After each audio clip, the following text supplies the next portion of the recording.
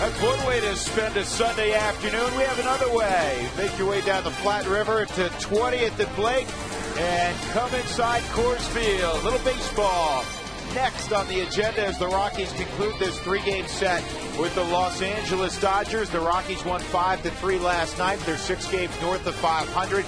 As we glance at the NL West standings, everybody chasing the Padres. That's been the drill all year long. In the wild card, boy, it's tight. Philadelphia, game and a half ahead of the Giants. The Cards are 2 back. Then the Rockies, 4.5 back, a game in front of Los Angeles. And good afternoon, everybody. Thrilled you're with us. George Frazier, Drew Goodman. Well, the Rockies have a chance today, George, to do something they haven't done since the summer of 2008, win a series against L.A. Well, they're going to have to play pretty hard, too, because Ted Lilly has had the number of the Colorado Rockies, but they've been able to rely on a player that's been pretty good, and that's that old first baseman over Todd Helton. It has been a little bit different the last few weeks with Todd Helton swinging the bat. His manager, Jim Tracy, was talking about it earlier this morning. He has been an igniter for us. He has actually been the bat down there at that part of the order where we've really needed that pickup at bat. We don't need the ball hit out of the stadium, Drew. We don't even need it hit over the fence. We don't need any of that. We need a situational at bat. We need a base hit every once in a while because you're not a machine.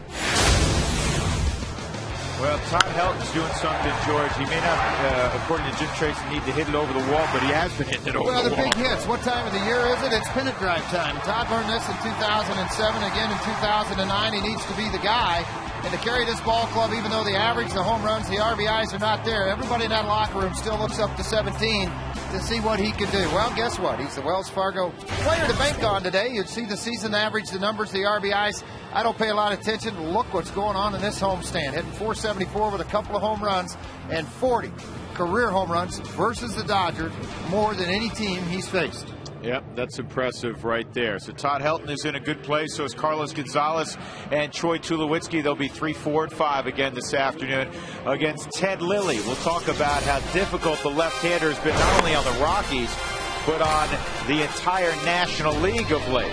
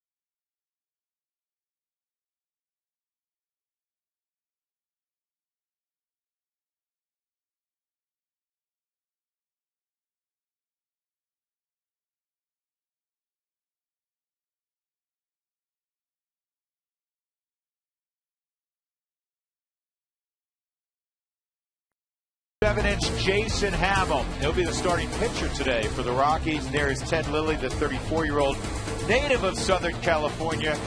And he's been terrific. More on him in a moment. But first, let's begin with Jason Hammel. Hammel's been outstanding at home and even on the road of late.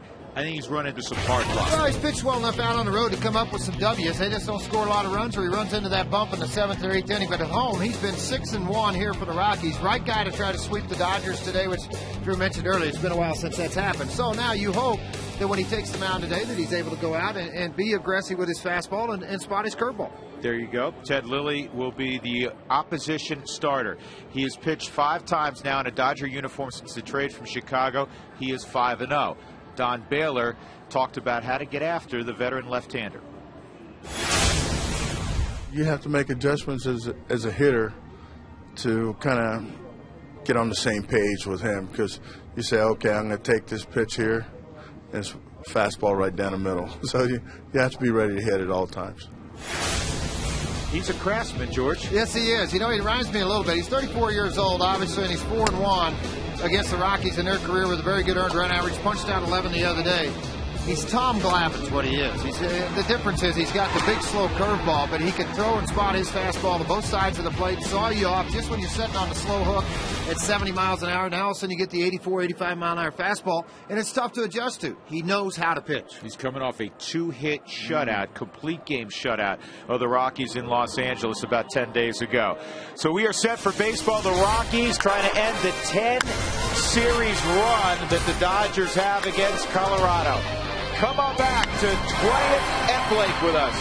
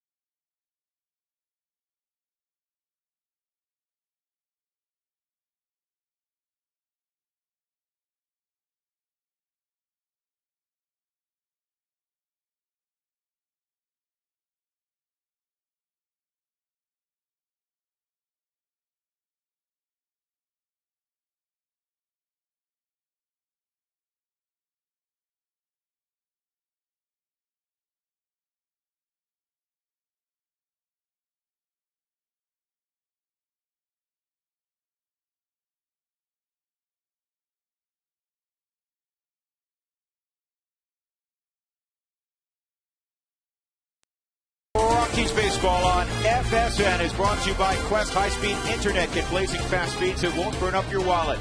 By E470. Use E470 and you'll get to the airport with time to spare. By the Ford Fusion. It's the 2010 Motor Trend Car of the Year. Ford Fusion. Drive one.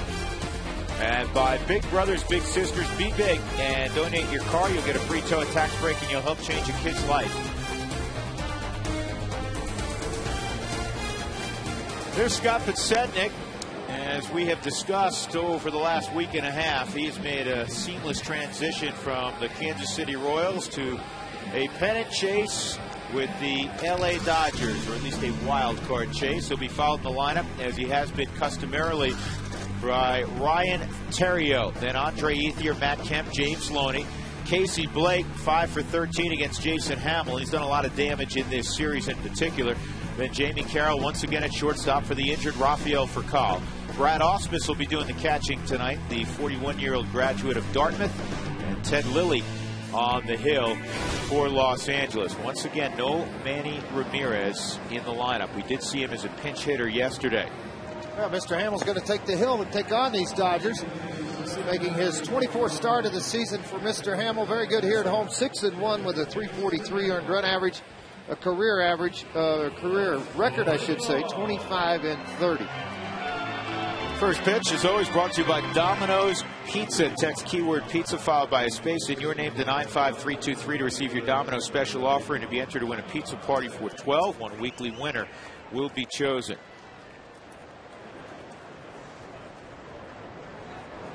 Gorgeous afternoon. Crowd of more than 45,000 last night, more than 41,000 on Friday night. It looks like it'll be a well-attended Sunday afternoon ball game. First pitch is right there, strike one at 93 miles an hour. Dodgers 7-4 against the Rockies this year, 21-8 since the beginning of the 2009 season. Inside and low, 1 ball, 1 strike on Besednik.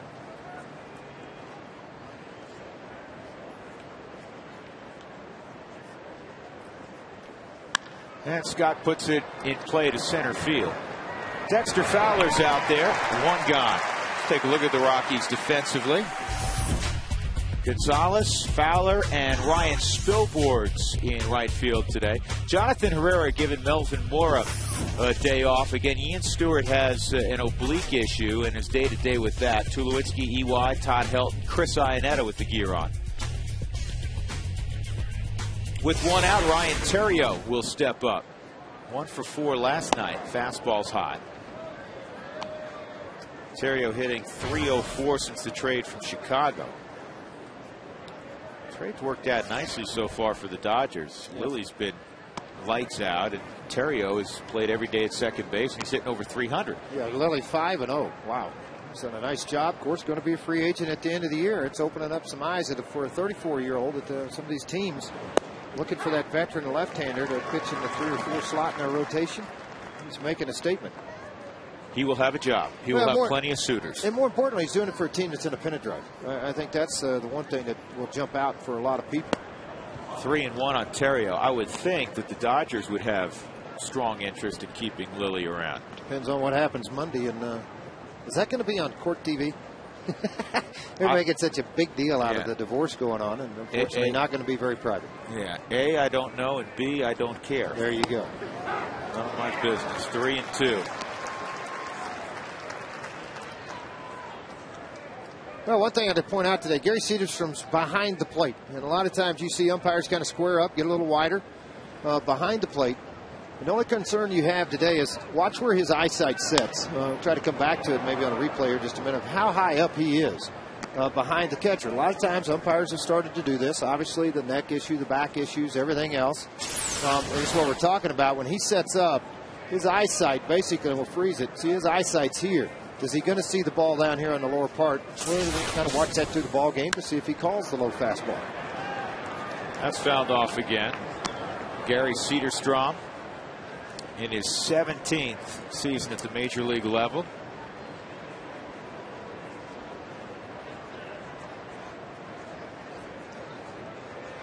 Born in North Dakota, still makes his home in Minot.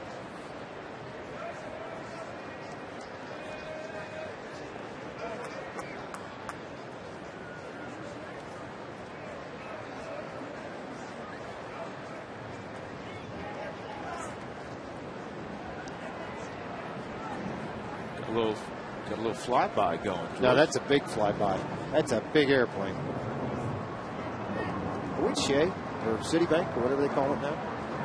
Citi Field? Citi Field. Are we at Citi Field? We are not. We're in Denver. On the ground to Tulowitzki. 2 outs.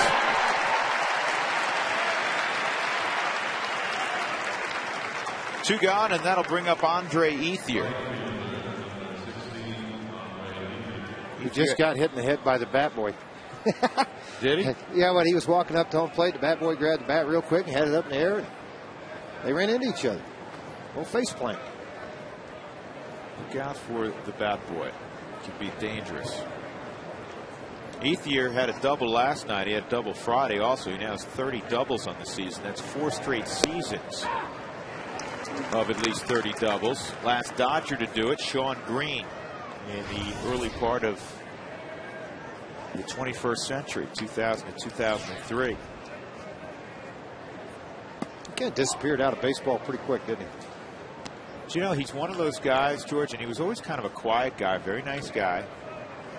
But similar to, I was looking for a name here, but you know, in the NBA, for instance, when John Stockton retired with Utah, he went home. And Sean Green's retired, and he's raising his family, and he's done. Billy Wagner at the end of this year. Yeah. Not going to hold big press conference and that sort of thing. Just moves on to the next chapter. He was a good player. Once everybody shows up spring training, they go, "What happened to Green? Where'd he go?" He just went home. Yeah. Really? And he's probably a guy that probably, if he wanted to, probably could have extracted another year or two out. Yeah, absolutely. Based on the numbers he'd put up over those couple of years, 40 plus home runs, a couple of years in a row, the doubles, the outstanding defense. 2 balls, 2 strikes on Ethier.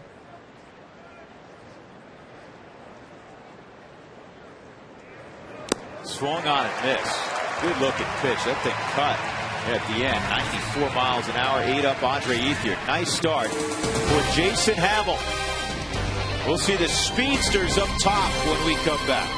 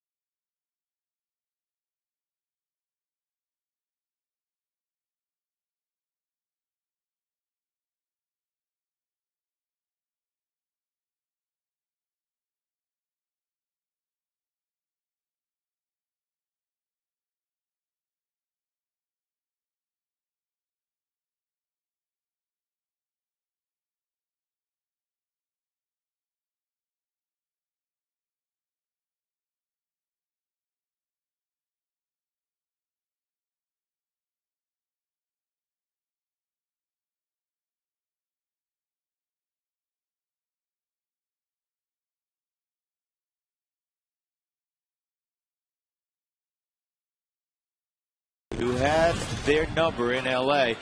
a week and a half ago. Eric Young Jr. will bat from the right side. In fact, the Rockies have 3 switch hitters in their lineup this afternoon against Lilly. Dexter Fowler's a switch hitter. Carlos Gonzalez is not, but he does pretty well from the left side.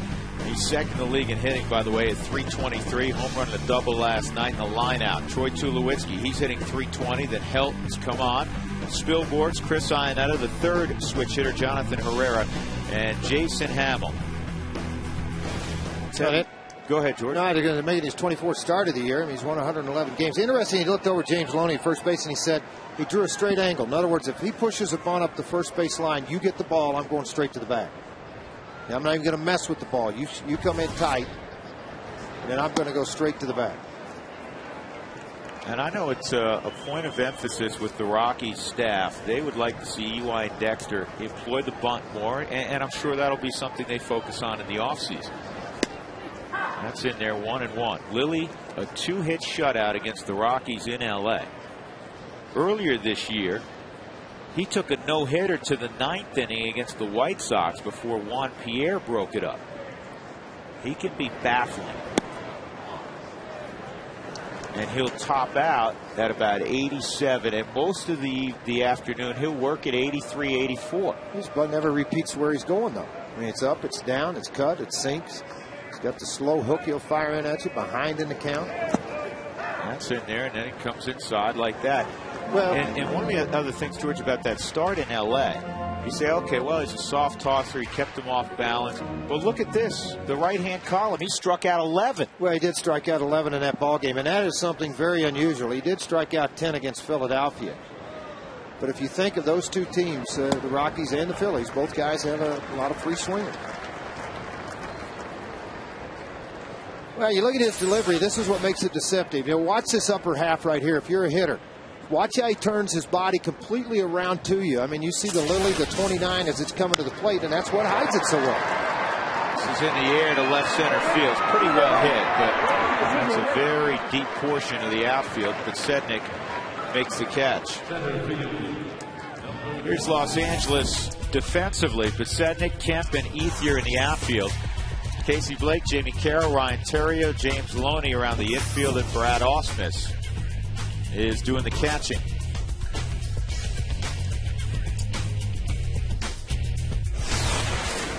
Dexter Fowler will step in. Over the last month, hitting right at 270 from the right side.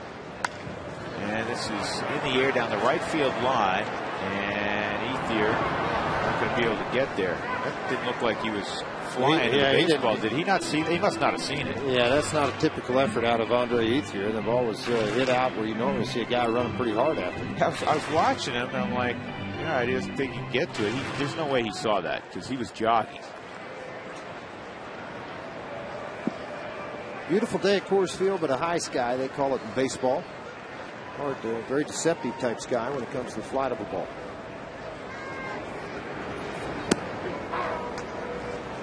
Oh, and 2.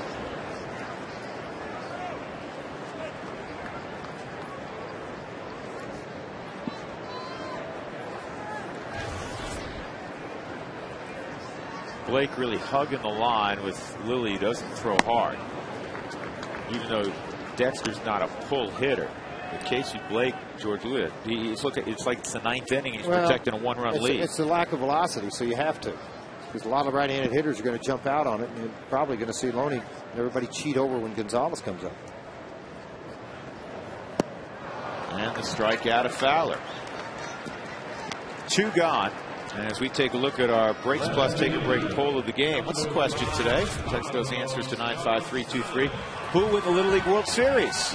Hawaii knocked off a team from Texas yesterday to get to the win the U.S. Championship, get to the World Championship in Williamsport, or will it be Japan? Text Rocks 1 for Hawaii, hanging 10 on the diamond, or Rocks 2 for Japan. Get a $15 oil change this month at Breaks Plus. Here's Cargo with 2 outs and nobody on. And that's in there for a strike. Two very good veteran guys teaming up. And when you look at Ausmus behind the plate at 41 years old, the number of games that he's caught, the way he works pitchers.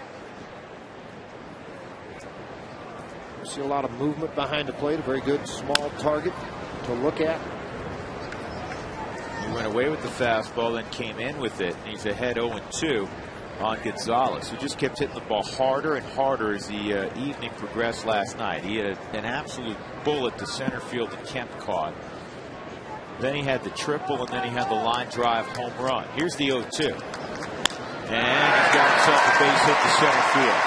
Ted Lilly ducked. That was a smart thing to do. He is incredible. He really is. Right, you look where Ausmus set up, where he wanted this pitch to be thrown. They didn't hit it, and Gonzalez on an 0-2 count made it pay for it. So many teams have gone to the breaking ball in this situation, so he's wanting this ball up. He wants it out, missed by a good 6 to 8 inches.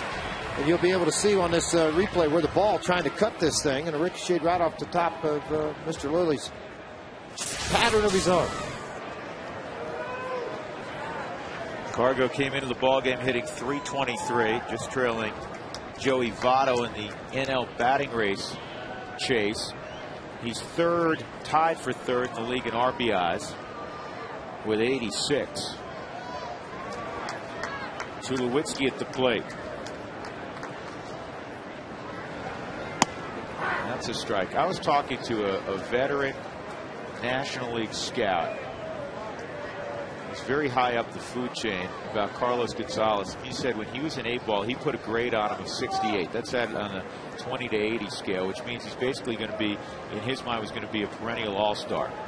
And he told me that he believes he is the #1 young player in baseball. I don't think you can dispute that. I mean, you look around baseball all the time, you just can't do it. Overhead swing. I just wanted to show this to the fans at home on the Southwest Skycam. Look out here where he's setting up.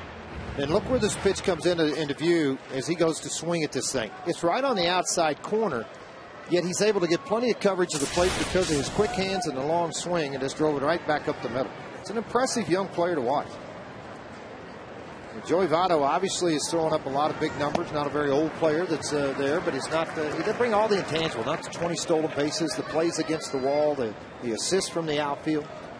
And I think it's a great thing that the Rockies are fortunate to have a tremendous talent like Dexter Fowler playing center field. So some of the wear and tear is alleviated on Gonzalez not having to run around in center field every day. In this ballpark, you better have some range in your outfield or you're going to get beat up and you're going to lose a lot of baseball games. Votto, 26 years old with 32 home runs and 95 RBIs right now. He's at 325. That's right. You know, if you look about it and you want to line up the top players in baseball, and I don't know what is it, top 20, top 15, top 25, whatever list, you're going to have Carlos Gonzalez near the top. You're going to have Troy Tulowitzki on the list, and you're going to have Ubaldo Jimenez.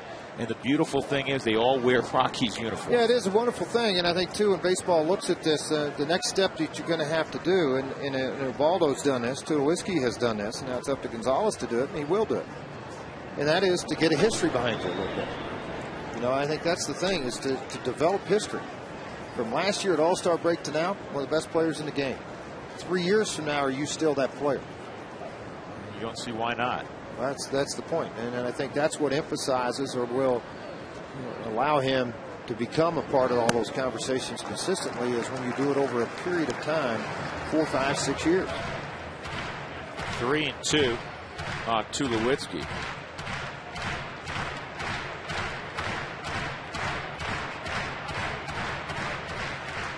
And he's done it for a long time, and he has been rejuvenated the last few weeks. Todd Helton waiting on deck. Cargo off with the pitch. Did he go? Yep, he did. That's the right call at first base by Ed Hickox. So in the inning, Gonzalez singles. He's left at first. We'll go to the second inning. No score at Coors Field on a beautiful Sunday afternoon.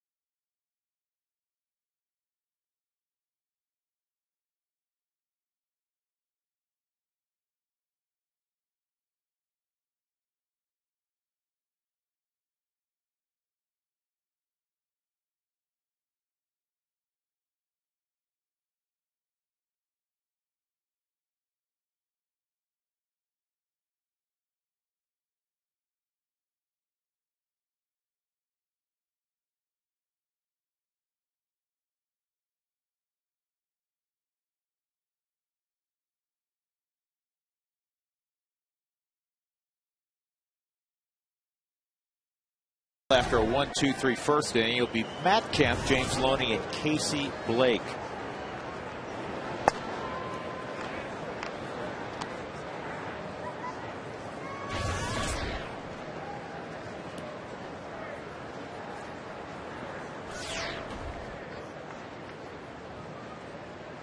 Here's the 1-0 to Kemp. Foul back. With a strong outing yesterday from Yolis Chassin in beating the Dodgers 5-3. Chassin went 7 innings, allowed just 1 run on 4 hits. Talk about backing things up, George, year after year. Well, it all begins for a starting pitcher with backing up a good start with another good start, and Yolis has done that. Well, he's got to grow, and that's how you grow to stay and occupy a spot in the big leagues for a while.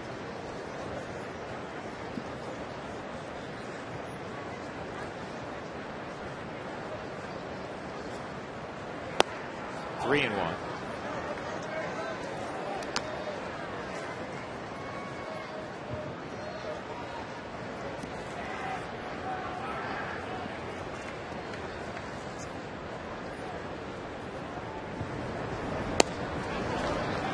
Jason Hammel doesn't do that much. He doesn't walk many. Leadoff walk to Kemp. That'll bring up Loney, and it'll take us to Mark Staff for the first time this afternoon. Hey, Mark. Hey, guys. Jason Hammel was born in South Carolina, but he grew up in Pittsburgh, and he grew up wanting to be Dan Marino. He was a Pop Warner football quarterback until he was 11, and then his parents split up, and he had to move to Washington State, and his dad said, no more football. Now, he's not bummed about that because he's a baseball player, but to this day, he loves the Miami Dolphins, and he and a number of his teammates like Ian Stewart, Seth Smith, Troy Tulowitzki, Chris Ian out of Houston Street, they've got their fantasy football draft tonight in San Francisco. It's an exciting day. They were kind of getting on Iannetta today because he had a binder with all his information for his guys. And Hammel's also responsible for getting the jerseys for the top picks. There's 14 guys in the league. They get a jersey for their top pick, and he's responsible for that. This fantasy draft has stepped up a notch or so, I would say, Drew and George. Yeah, well, they do that every year, and it can be costly. There's 2 big events. You have the Fantasy Football League draft, and then you have March Madness, which takes place, obviously, during spring training. And you talk about guys trash talking. There's the 1-0 on Loney, and that misses. It's 2-0. I'll tell you this about Jason Hammel. I've had that football discussion with him. He really believes he could have been a Division I college quarterback. And he's not a boastful guy. But, you know, with that arm and at 6'7", and he's a good athlete. Wouldn't doubt it. This guy at Arkansas now, 6'7", hard throwing, big right-hander that went to Michigan, transferred back. He was a guy that kind of resembles a little bit, same type of body style as Mr. Hammel. You know, whenever you get that, starts with an M. I'll get it in a minute. Yeah, you know, George, whenever you get in that 6'7", 6'8" range for quarterback, you know who I think back to? Mark McGuire's brother, Dan McGuire, who was a quarterback at San Diego State, was 6'8". The #1 pick in the NFL. Didn't really pan out in the National Football League, but that's a really large quarterback. He went to the Seahawks. 2-2.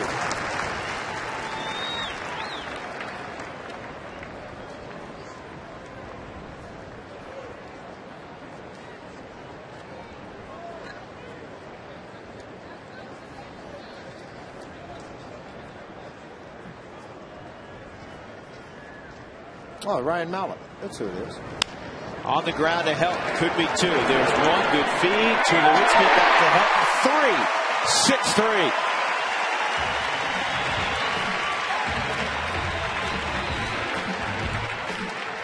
Well, the best friend a pitcher can have is a good ground ball right at somebody, hit fairly well, and you got sure hands and a gold glove out at first, one down at second, receiving the baseball with a strong arm. That made it look pretty easy.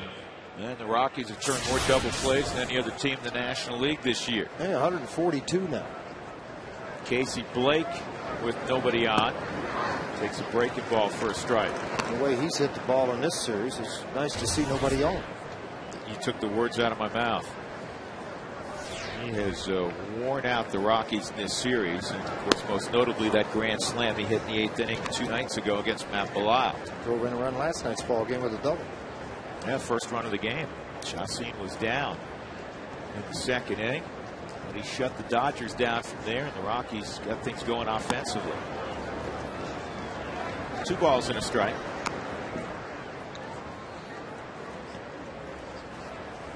Blake, in fact, has 7 ribbies in the last 3 ball games for LA.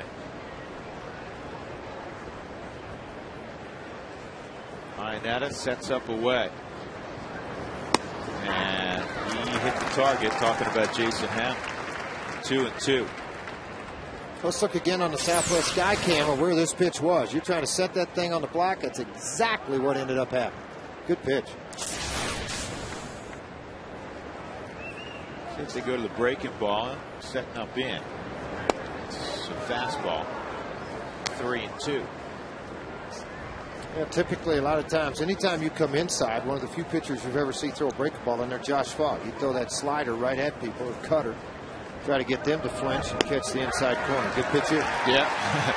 He came right back with a hard break and Boston throws Casey Blake. Second strikeout for Jason Hammel, middle of 2, no score. Todd Helton will lead it off when we come back.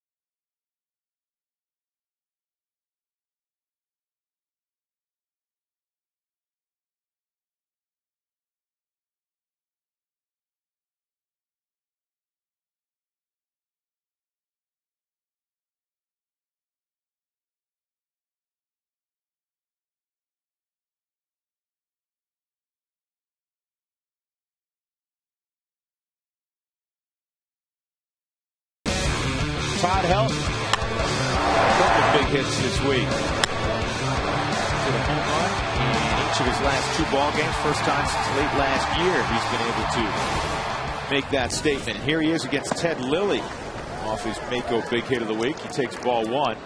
Lilly threw 19 pitches in the first inning. Gonzalez got him for an 0-2 single.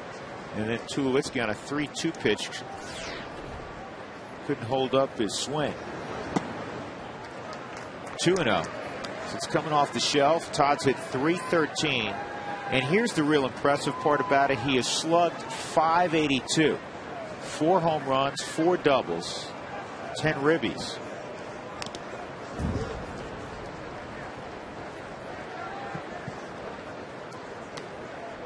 Look what he's done on the homestand. I mean, those are the numbers from Todd Helton in his prime. Absolutely they are. And again, I think it's that time of the year where big game guys step up. I think, honestly, George, I agree with you on that. But it comes down to the simple fact is the back is feeling better. He's got his legs underneath him because Todd's been a gamer, whether it's April 15th or into September when his club had an opportunity to go to the postseason. He's just healthy. This ball's ripped to deep right field, and it is into the corner. Helton's going to have himself a leadoff double. And he moves further up that all-time doubles list. Ahead of Willie Mays now.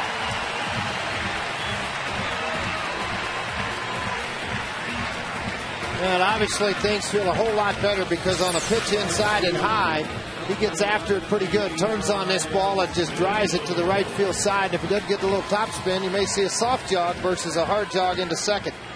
Yeah, it was hit hard enough. You're right, George. That gets up in the air. He's trotting. Played off of the wall. Now in a position for him. In scoring position with nobody out. Billboards.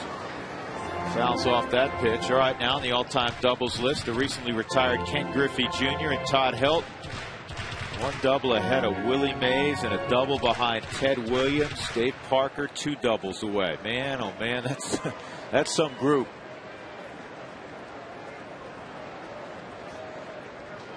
And right now, in terms of home runs, he's tied with Hank Greenberg.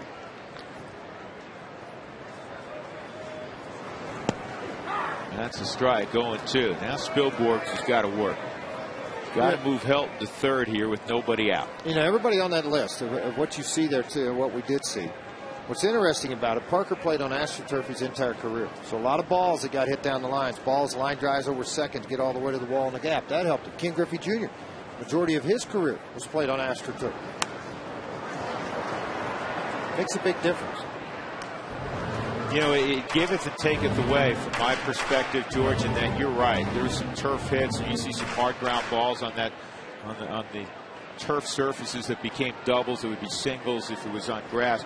But for Dave Parker and even for Ken Griffey Jr. playing on the cement, it cost them probably 5 years of their career, or 5 productive years, because of the deal in Seattle where they played on it was a lot softer than we'll say what it was in Pittsburgh. In Cincinnati, I mean, you would walk into the outfield, see chunks of cement in the separation of the AstroTurf because they were also a football field. They were an all-purpose facility. 1 and 2 on Spilborghs.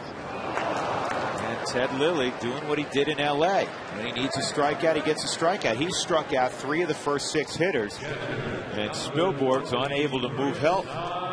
That'll bring up Chris Iannetta. Runs per game per ballpark are Toyota Diamond Details. Yankee Stadium averages the most combined runs, then Coors Field, then right behind Chase Field down in Phoenix. Miller Park, Milwaukee, and then Fenway.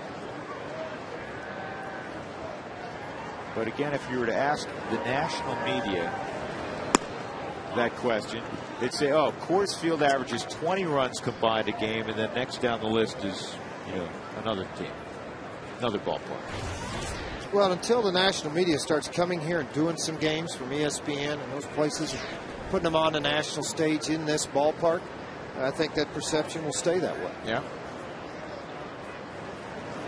There's a lot of the analysts that are working for ESPN or working for Fox or working for MLB Network pitched here when it was a different ballpark. And that's the unfortunate side of it. They don't get to come here and see what this park is now. 1 and 1.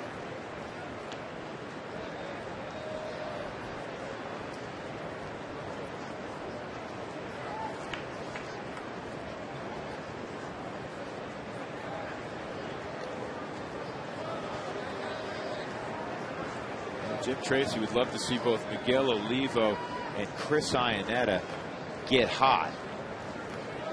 Unfortunately, they've done as good a job as they've done behind the plate. They're just a collective 10 for 85, a 118 batting average over the last few weeks.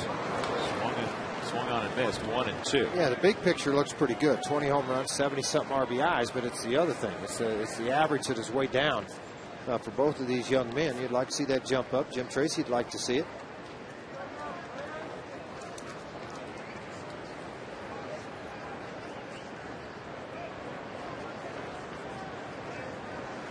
Here's the 1-2. And the curveball's hit well to center field. Kemp going back, still going back. And he can't get the catch off his glove. Hilton around third. And here's the throw to the plate offline. Tie score. Iannetta at second. 1-0 Rockies. Yeah, just when you ask for a little extra out of the catching corner, you get it.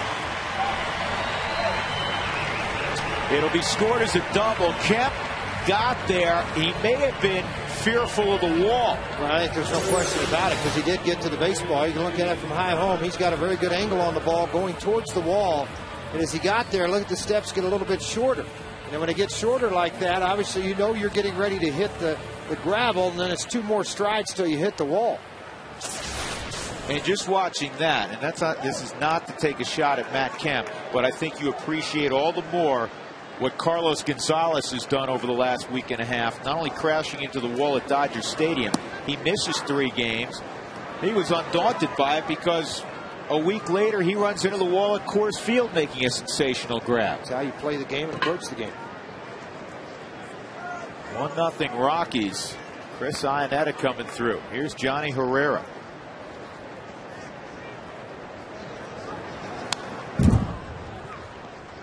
Oh, 2. Well, this is the worst fielding percentage of everybody among center fielders. You look at it, Nigel Morgan of Washington, and Rasmus of St. Louis, and the leader, Matt Kemp. And Kemp, the Gold Glover. Part of that this year. That's why the criticism has come from their coaching staff of Schaefer and Bowen.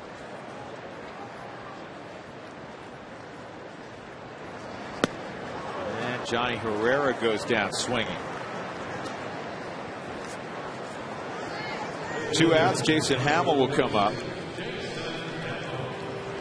Who wants tacos? Fans, remember, if the Rockies score 7 or more runs during any ball game, go to participating Colorado Taco Bell locations the next day between 4 and 6. Get your Rockies taco special.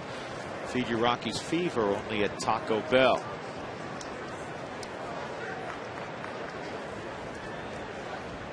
Two doubles in the inning, and the Rockies have a run. Who is your Wells Fargo player to bank on again, George? I think his name is Helton. It's number 17. This new kid they got from Knoxville, Tennessee. This pretty good player. Kid, huh? Yeah, playing like one.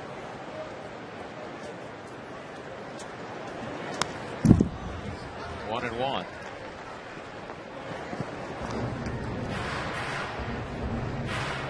I'll tell you how dominant Ted Lilly has been. A couple of numbers for you. Right-handed hitters this year have hit just .211 against Ted Lilly. Yeah, the only diminishing number on that side is he's given up 18 home runs to right-handers. So the hits they're getting are long balls. And how good has he been against the Rockies? That's the first run he's allowed in 17 innings in 3 starts against the Rockies. The Rockies, before their 3 hits today, were 3 for their last 48 against Ted Lilly with 19 strikeouts. 3 for 48. You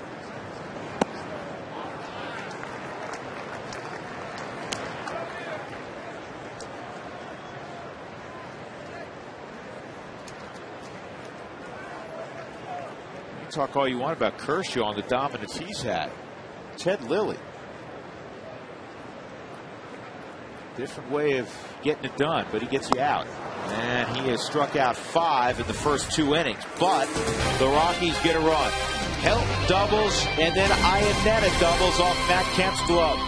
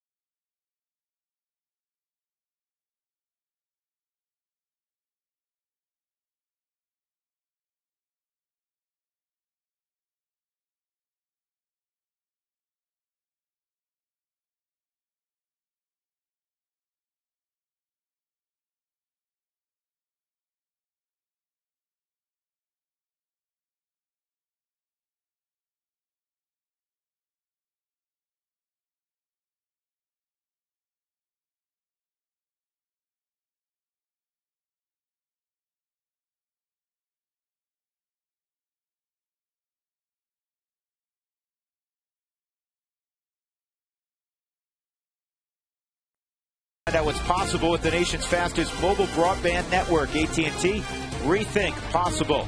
By Brakes Plus a whole lot more. By Wells Fargo. Wells Fargo customers visit wellsfargo.com/Rockies for 2-for-1 club level seats. And by Hyundai Uncensored. Real people, real comments on the all-new 2011 Hyundai Sonata. Visit your Colorado Hyundai dealers today. On a spectacular Colorado afternoon. Hey, Dinger Doll. The Rockies ahead 1-0. That is a Dinger Doll. And he's not letting go of Dinger. I wouldn't either. Got the bag, Dinger sticking out. Perfect. The Rockies ahead. Jamie Carroll takes ball 1. Drew Goodman, George Frazier, Mark Stout.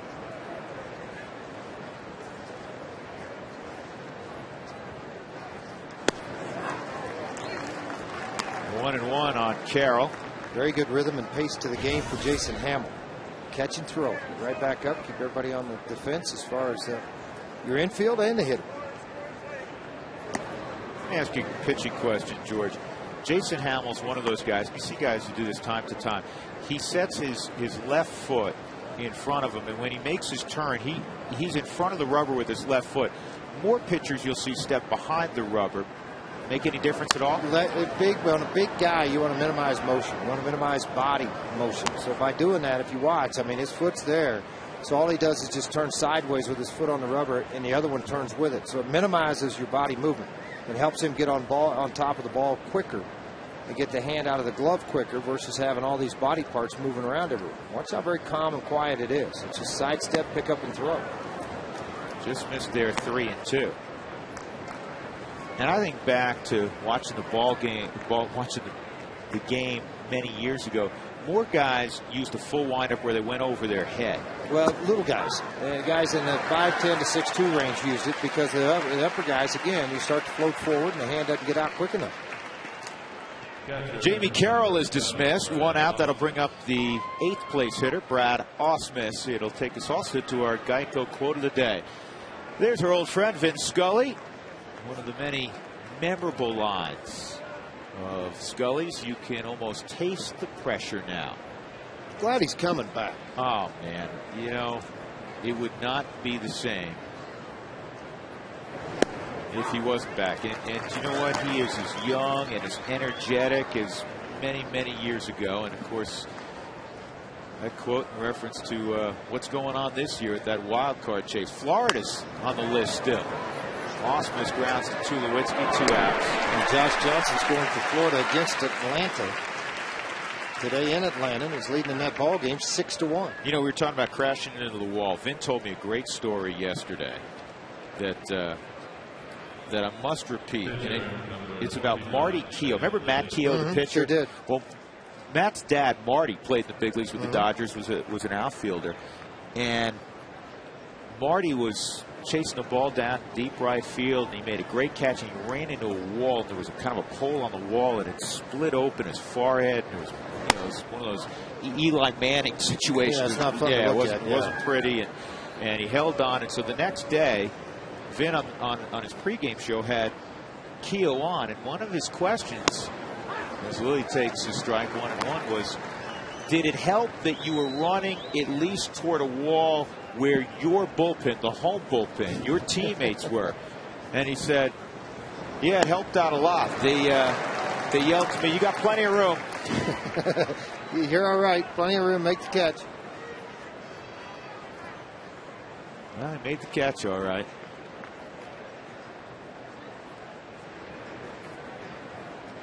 1-2 on Lilly, and he's gone. 1-2-3 inning once again for Jason Hammel.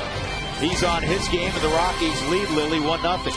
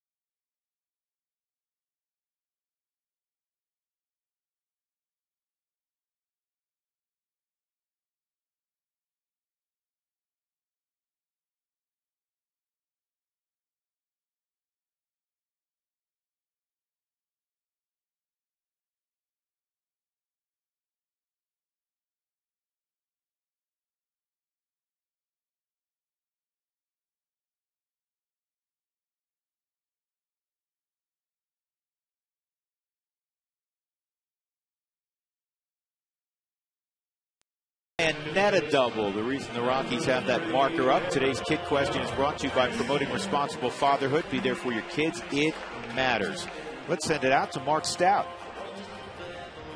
Drew, George, I'm with Tony Martinez. This is his daughter Riley, son Max. They're from Roxborough. Riley's got our question of the day. Go ahead, Riley. Besides Denver, what is your favorite place to travel to? Good question, Drew. George, let her know. That's a great question. And we go to a lot of great cities, and we're fortunate. I say this all the time, that the Rockies play inside the National League West. So you're going to some tremendous places, like after the ball game, go to San Francisco, which is a world-class city. One of, I know I speak for you on this, George, one of our favorite cities. I personally like to go to Tahlequah, Oklahoma. Right, I know that, but there's no Major League Baseball team there. No, actually, you know what? I'm kind of along with Drew. I like San Francisco. I like the view of the booth, the people that work there. Everything about it's just a pleasure to go and do games there, outside, of course, of Coors Field. Yeah, and I would say San Diego. It's hard to beat San Diego. It's too hot there. I love going to New York. I'm from New York. Yep, great city to go to. I love going to Chicago.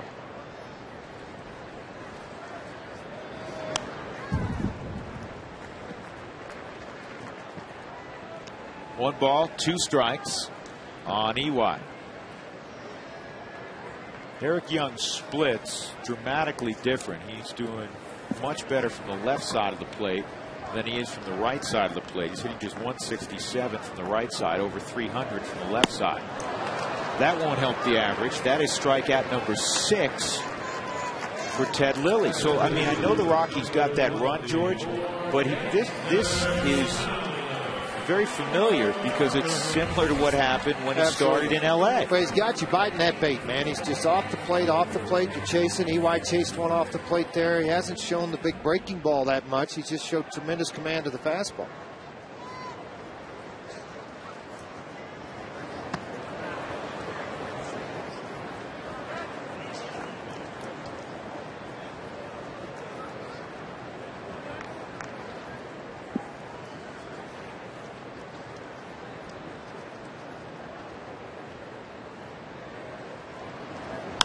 This ball's drilled to left field, but it's at Pacetta. He had to go back a little bit, and that's good wood from Dexter Fowler, but nothing to show for it. 2 outs, and here comes Gonzalez again. Time to go outside the box with Jack in the box. Ted Lilly, throughout his career, is a guy that gets more fly balls than ground balls.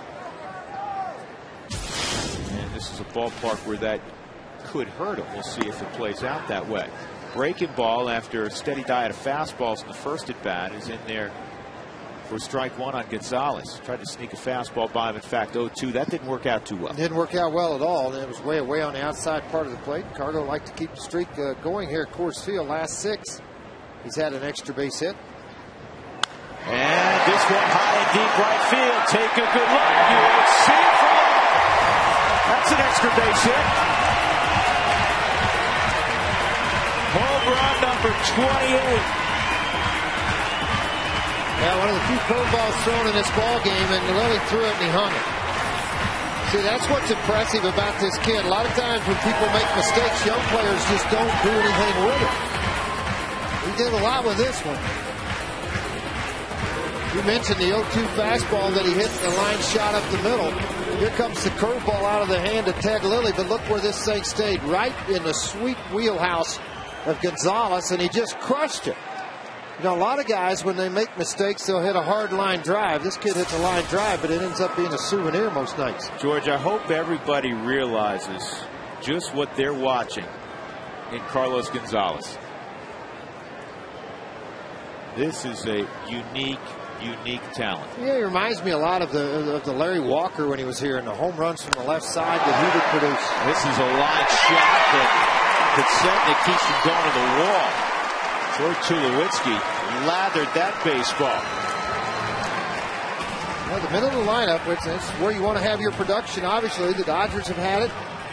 Now the Rockies are starting to show it with Gonzalez, Tulowitzki, and then, of course, the hot bat of Todd Helton. trying to go down and away with this pitch. Missed his place. See that location for Lilly?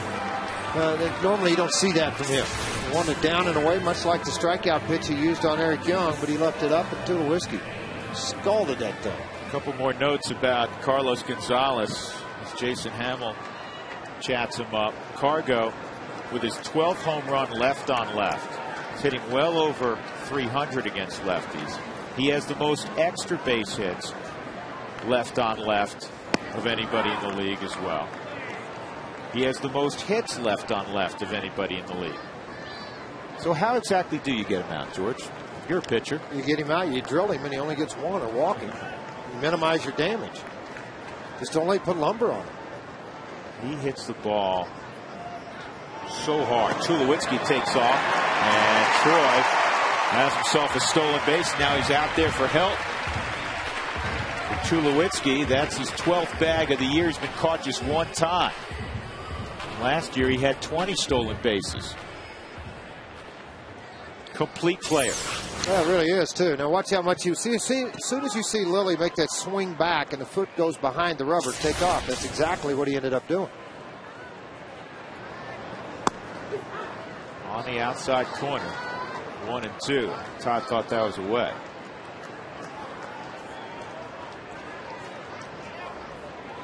Let me correct that. I was looking at EY's stats. They're right next to each other. 9 stolen bases for Tulowitzki, and he's been caught twice. Still a great ratio. Yeah. Strike 3. Help in disbelief as Gary Cedarstrom calls that a strike. In the inning, the Rockies increased their lead to 2-0. Carlos Gonzalez, with his 28th home run of the year, his 87th RBI.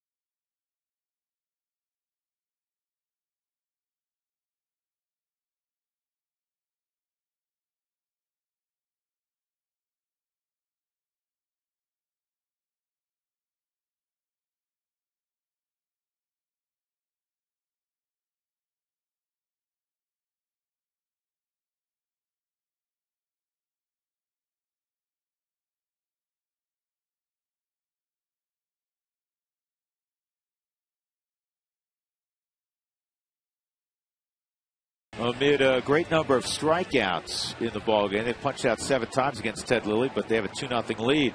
AT&T trivia question. That man on the left, of course, is Joe Torre.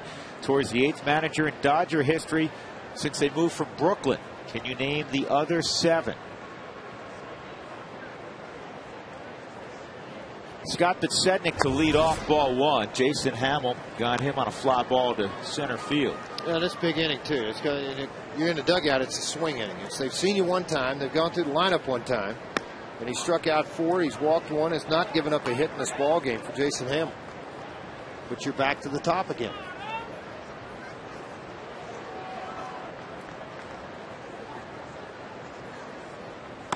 That just caught the corner. 2-1.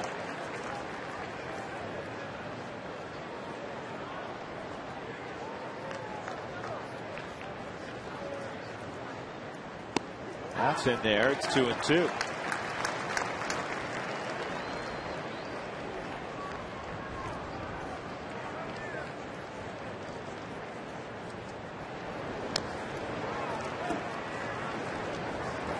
May 11th, the Phillies are going to come back to town and make up that rainout game from May 11th. So they'll be here for September 2nd. That's Thursday. The game's at 5 o'clock.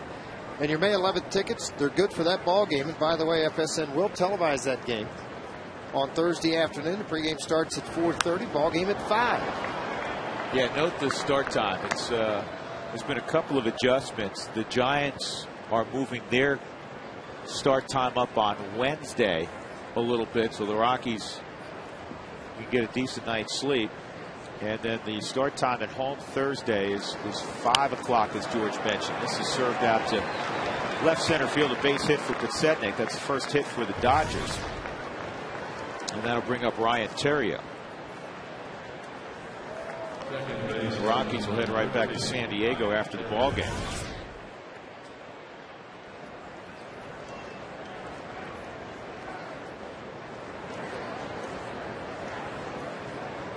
Theriot hit a ground ball to Tulowitzki his first time up.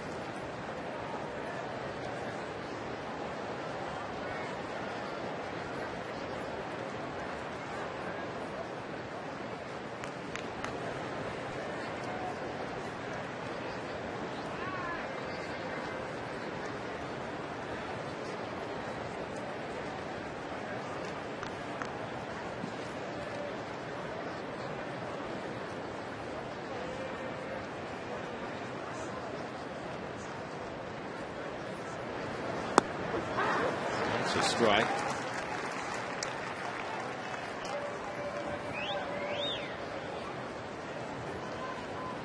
Rockies announced earlier that Aaron Cook will make the start in that Thursday ball game against Philadelphia. He pitched for Tulsa last night, went 5 2/3, gave up a couple runs, struck out 6, walked 2. Fairly close play at first. Take a look at our Exempla injury update, brought to you by Exempla St. Joseph Cardiac and Vascular Institute. The most hearts, the most experience. The numbers we were talking about on Cook. Jeff Francis had a solid bullpen session today. Said he was pleased with it. Matt Daly also throwing. They'll throw simulated games in San Francisco. Barring any setback, George, it puts them in line to get back in the mix in September. Well, what it does, it allows them to go down pain-free, and then they go to Colorado Springs, make a couple of starts. Their season ends September the 8th, along with Tulsa, September the 8th, the High A Ball Club in September 4th, or September 6th, excuse me.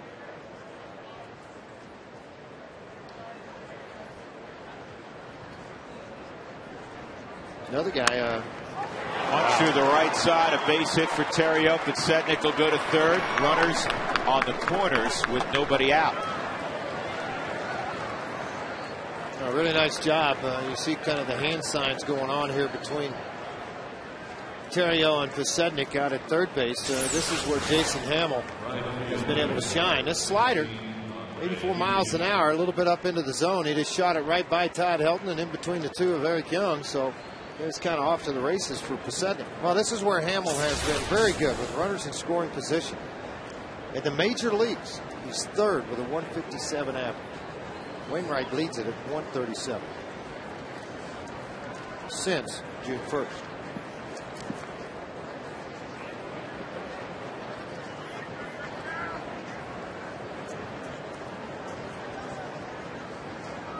Andre Ethier. This is one of those innings where Jason Hammel's going to earn his paycheck. You're in the middle of the Dodger lineup. Rockies have a 2-0 advantage. And you have 2 on and nobody out. And you have good speed on base to boot.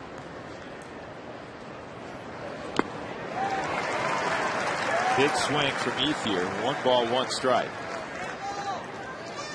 One of the better left-handed hitters in the game.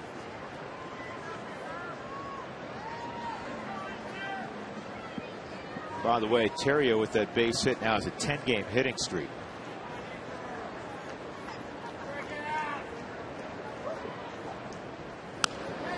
One and two.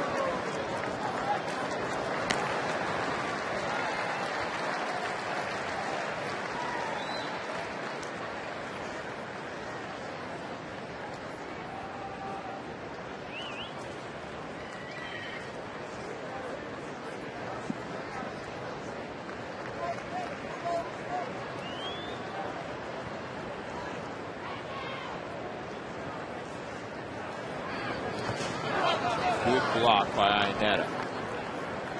George, did you ever have a catcher, obviously you're not going to reveal names, that you felt a little bit uncomfortable throwing, trying to spike a slider or breaking ball, even with runners on base? Very foot. With leaving names out there, George. Very foot. Yeah, he didn't just get to catch a whole. I see on the Hyundai cam here. I mean, it's a difficult spot to do that. Barry was a great big guy, 6'4", about 260. Just had trouble getting down on the ball and wasn't very mobile side to side.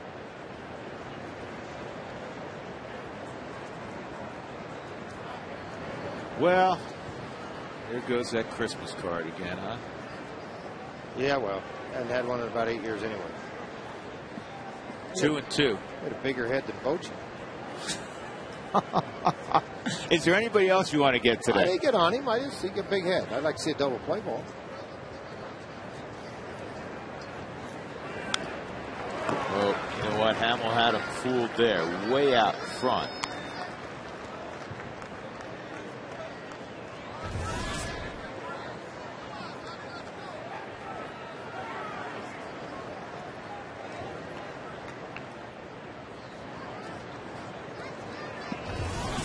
Matt Kemp on deck.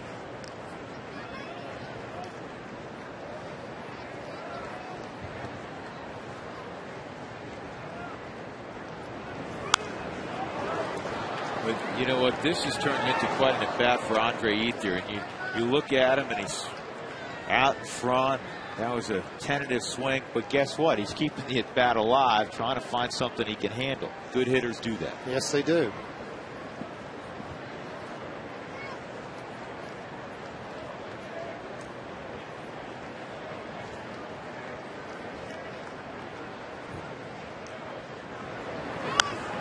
Wow. Big at bat, long at bat. And again, here you are in the fourth inning. He's looking at 61 pitches, too. The eighth pitch getting ready to be delivered to Mr. Ethier. Last time he struck out on a really good fastball down on the inner half of the plate. They've been there, and he's been able to foul it off. See if they go back.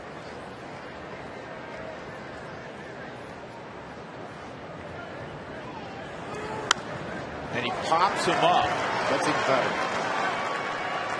That's a big out.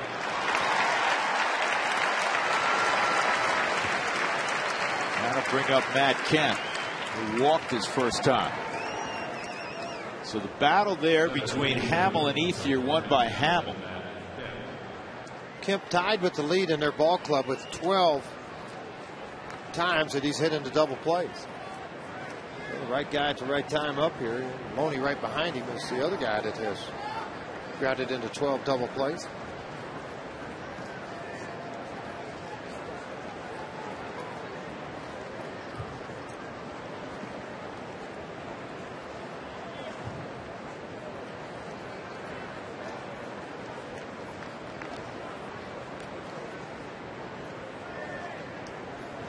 See if Terrio looks to take off now that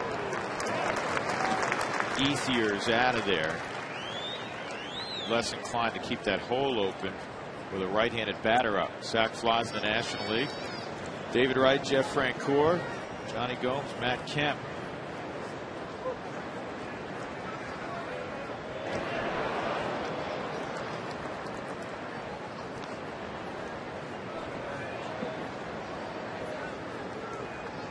Kemp's average down to 251. Last year he hit 297.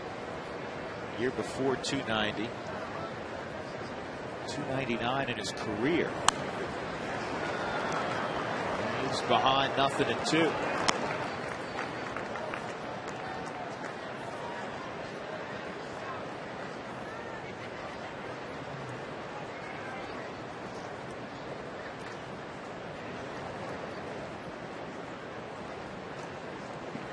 Another category Kemp leads the Dodgers in. Strikeouts. He has struck out 137 times. That's 33 more than Casey Blake, who's second. And make it 138. 2 outs.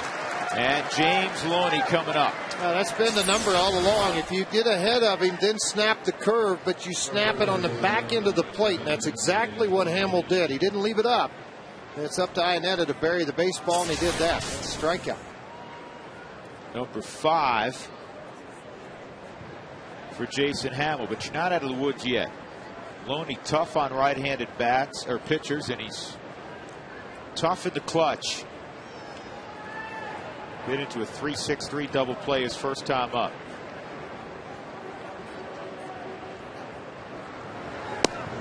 Breaking ball for a strike. Loney hitting .326 with runners in scoring position, which further supports the point I was making.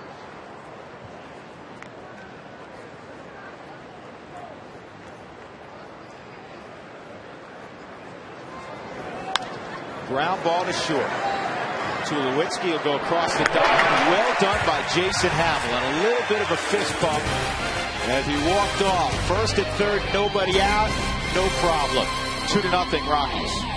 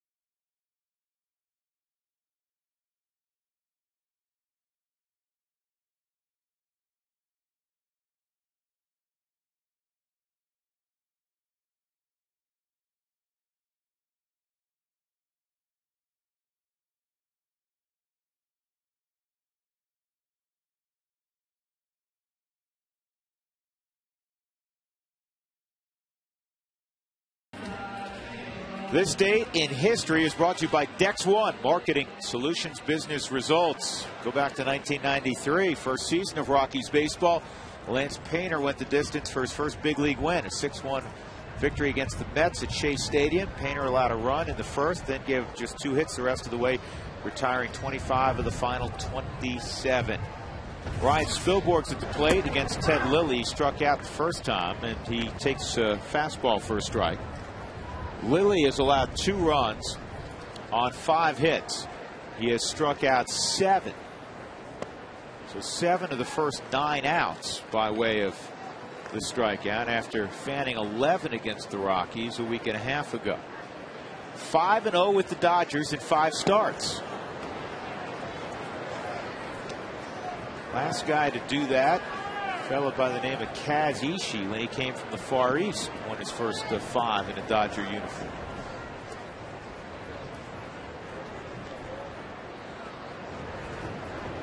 And that ball pulled foul. That's what I mean by being a craftsman. Jim Tracy was talking about this before the ball game. All right, he's going to come in, George. But when he comes in, he's going to come in far enough that if you get wood on it, you're going to have to pull it foul. Well, to react to it. I mean, and then you got to be really, really strong to do it. And then he backs off about 3 miles an hour, gets you on the front foot, and roll over to shortstop. Today's Fast Cash Sideline Report is brought to you by Fast Cash Gold Centers, where you'll always get 40% more for your gold. Once again, here's Mark Stout. Hey guys, I've got a good view of the bullpen. Joe Beimel having a great year out of the pen this season. Got a couple of key outs last night. We had a conversation this week because Rick Honeycutt is the pitching coach for the Dodgers. And, of course, he coached Joe Beimel. And I said, Joe, where did you get your motion, which is kind of unique? And he said to me, oh, you mean the twist that he does? He told me that happened in 2005 when he was pitching for AAA Durham, the Bulls. That's when he was with the Rays. His pitching coach was Joe Coleman. Coleman pitched in the 70s, won 142 games. He was an all-star. His father, Joe Coleman Sr., pitched for the Philadelphia Athletics back in the day. And Joe's son and the grandson of Senior is now pitching for the Chicago Cubs. Joe Coleman still coaching today with the Lakeland Flying Tigers. That's a Florida team for Detroit, and that's where he came up. But that's where that motion came about. It's been there since 2005. Joe said it varies as the season goes on, but that's what got him. He had an ERA near 7 at 04. It went down to below 4 at 05, and now he's the pitcher he is today, guys. All right, Mark.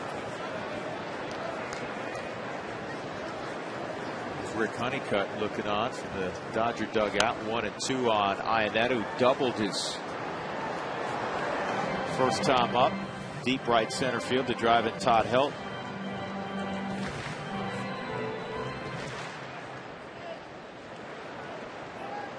We always talk about at the plate, a lot of guys, different stances, different ways of timing,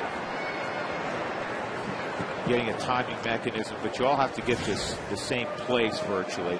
Is it somewhat the same for pitchers, even with different arm slots, George? You see different motions, but at some point they have to get to a balance point, right? Yeah, the balance point's the key to all your success in a delivery of a pitch. If you don't have good balance over the top of the rubber, you're not going to have it any other place either. Ionetta fooled. That is the 8th strikeout for Ted Lilly. That's one of the big things Dave Duncan, who everybody kind of terms as a guru of pitching coaches. It's all he worries about with his pitchers. He doesn't care if they break over their head, if they break behind their backs, between their legs. He can care less, as long as they're in that balance point when they get over the top of the rubber to get everything in a position. With Jonathan Herrera giving Melvin Mora a day off, twofold in nature. Mora is going to be playing quite a bit with left-handers in 4 straight ball games. Or 4 out of 5, I should say. The Rockies will see 2 left-handers begin that series in San Francisco. And with Stewart having an oblique strain right now that he's dealing with. This ball is hit to left center field by Herrera. And this is going to roll all the way to the wall. Run, Johnny Run. He's headed toward third with a triple.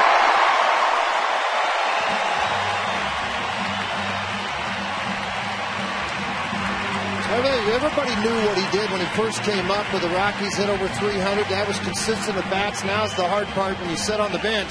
And you're kind of the second, third guy to come off in a ball game. So he gets a start today at third base with Ian Sturt's a little bit sore. Takes advantage of this pitch on the inner half of the plate, just drives it. Then the race is on out into one of these big gaps here at the Ponderosa. Jason Hammel up there is Herrera in the third with his second triple of the year. The other reason that Mora being given the day off, lifetime 3 for 31 against Ted Lilly. So it just made sense in a couple of areas for Jim Tracy to give the 38-year-old a day today. Well, it also takes the mystery a little bit of how do I get Johnny Herrera out. He knows how to get Mora out. That's the history tells you that. Put somebody in there, put a mystery bat in the lower half of the lineup and see what he does with it. And Hammel with a base hit. And the Rockies take a 3-0 lead for Hammel, his second ribby of the year. Why are you guys all struggling with Lilly? He's not so tough. Bottom half of the lineup's coming up with some base hits now. 3 of the 7 so far that the Rockies have in this ball game. Ionetta with an RBI hitting in the 7-hole, and then Hammel comes up with one hitting in the 9-hole. Fastball, just big guy, upright swing, got it up above the belt, inside out, got it up over there, and drive it out into center field.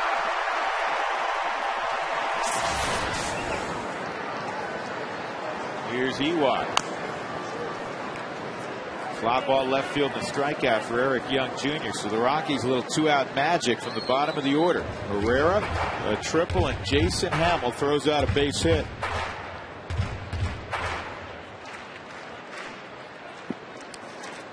Pretty good for a guy who was hitting .093 entering the ball game. Moved the average up to 111 with that hit. 0 for 8 with runners in scoring position, something Ewy'd like to change right now. He's 0 for his last 12 at-bats from both sides of the plate, not just the struggles on the right side.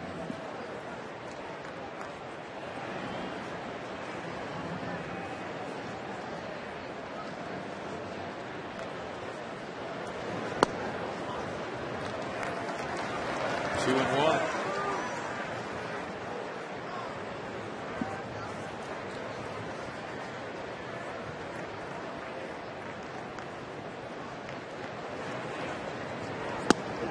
It's in there.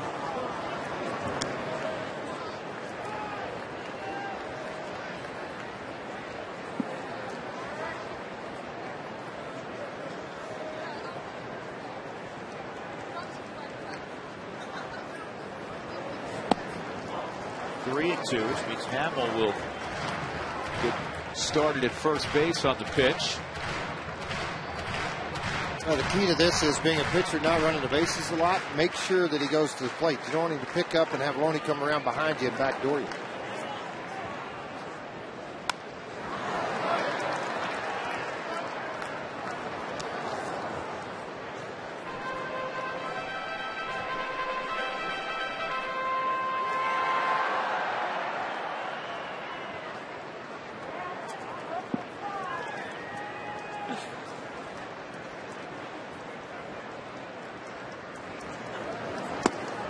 Ball four.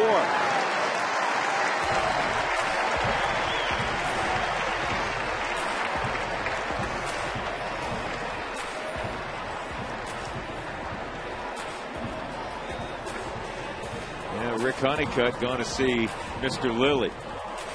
2 on for Dexter Fowler.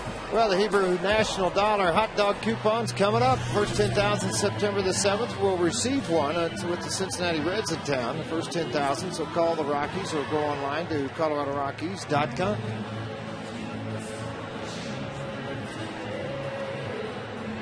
So Lilly threw a complete game shutout against the Rockies, George.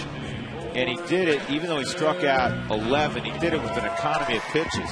He's hunting 80 pitches here in the 4th inning. Yeah, that's the thing about it. He's had a couple of those at-bats where guys have backed some stuff off. And, you know, the old theory of Jim Tracy's, and a lot of managers follow this, you'll get in trouble twice. You're not going to get in trouble 3 and cost yourself a ball game. That's the 3rd time he's had traffic, heavy traffic. Here's Dexter. He hit it hard his last time up. Takes a strike, lined out to Bedsednik. Dexter's hit in 11 of his last 12 ball games. In the last 3 starts, he's thrown 110, 109, and 113 pitches. I know the average isn't great right now. He struggled the first half of the season, particularly from the left side. It's 249 starting the day, but he's making strides on offense. Comfortable. I think that's the best way to look at it. As soon as you get comfortable within your own skin, believe in it, then you got a pretty good chance to having some success up here. He's pretty comfortable right now. Number 5.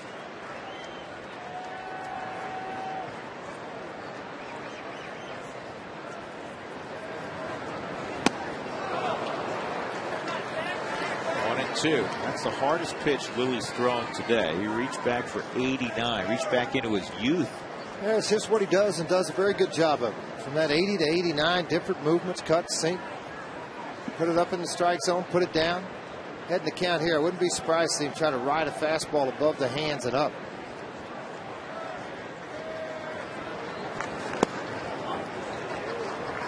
That's that low pitch talking about Gary Siedenstrom behind the plate.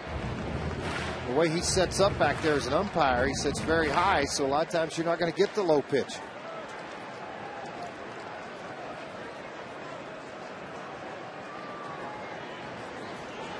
Two and two on Fowler. Hammel's at second. Young at first. Hammel drove in Johnny Herrera, who tripled with 2 outs. 3-0 Colorado.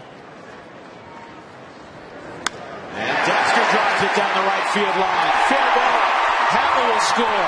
Eric Young trying to catch Hammel. He'll score on another triple from Fowler, his 11th of the year. It's 5-0 Colorado.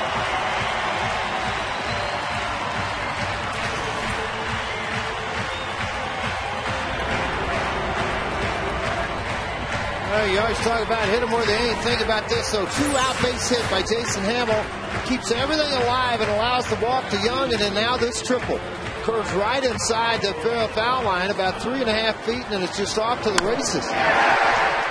Hammel knows he'll be able to score easily. The next one up right behind him, EY is going to catch up and make it pretty quick to home plate area. And Dexter with a stand-up triple. And here's Gonzalez.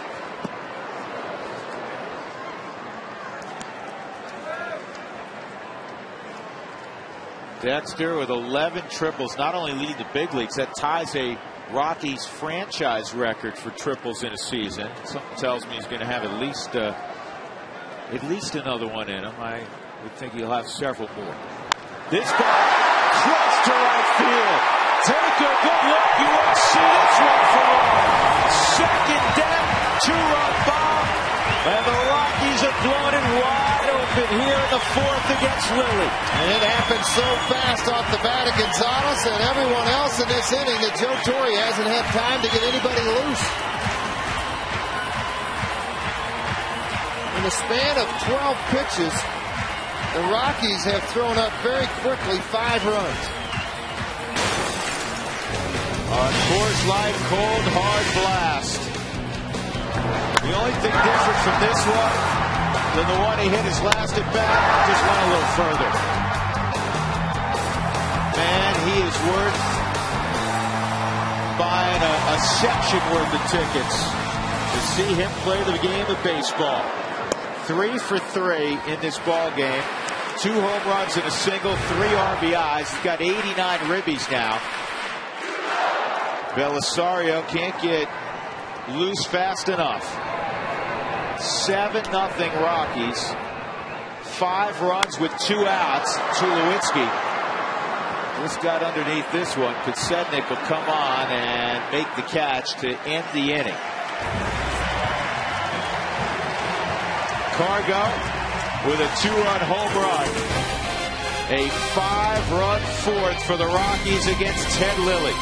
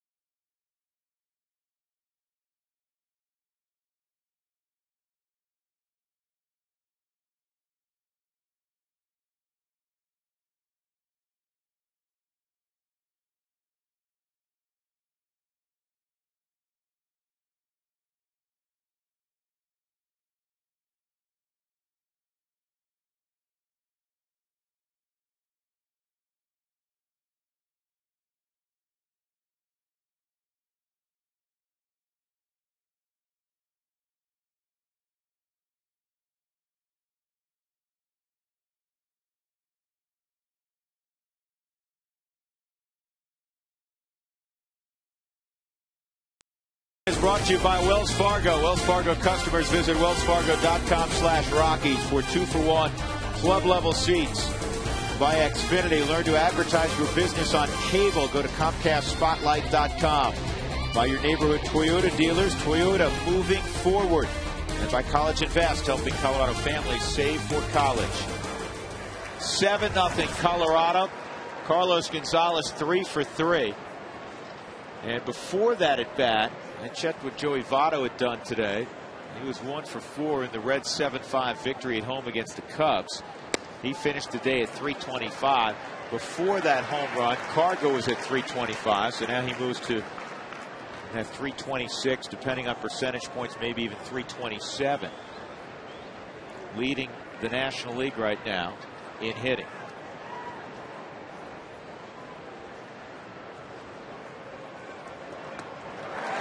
on and missed. A strikeout of Casey Blake for Hammel. And here is the crowd response to Cargo.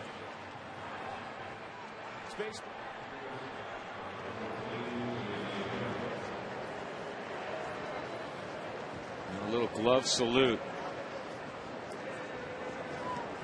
Well, some days you don't know where he's going to show up. He shows up most of the time at Coors Field and left field. He's going to play right field if that's a tougher corner. And Dexter is not playing. He'll be in center field. Yeah, more times than not, now he's out in left field because of the speed and the ability to cover ground here at home. Home run shy of 30. Here's the 1-0 on Jamie Carroll in there for a strike. It's the second career multi-home run game for Gonzalez. And the first time he hit more than one in a game was against the Giants earlier this month.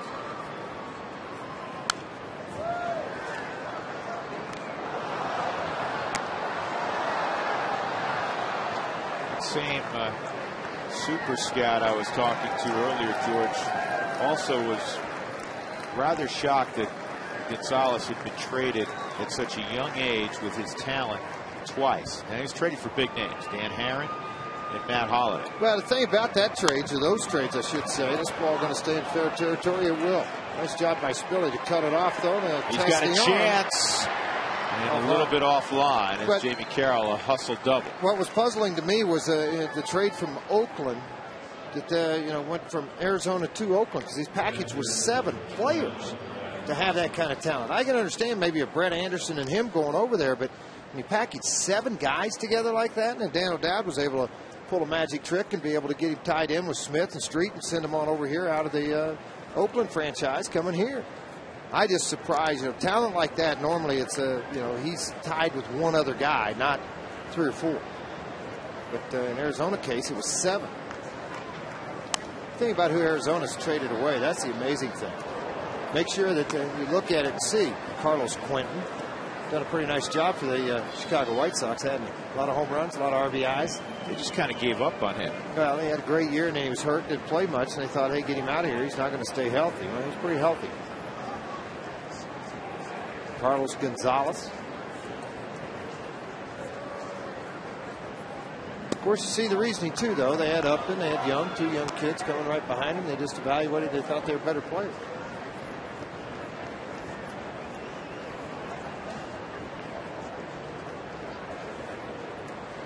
One and one to count on Brad Ausmus.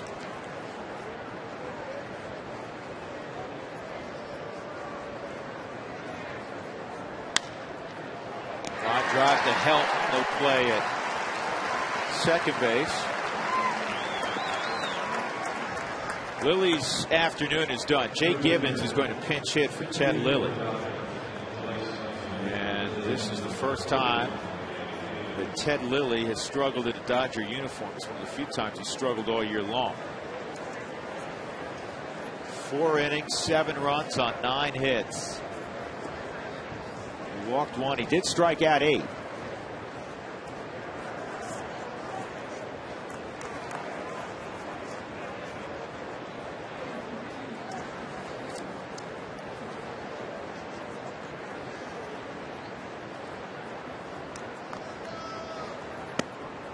Off the corner, ball 1 on Jay Gibbons. Gibbons pinch hitting here in the 5th inning.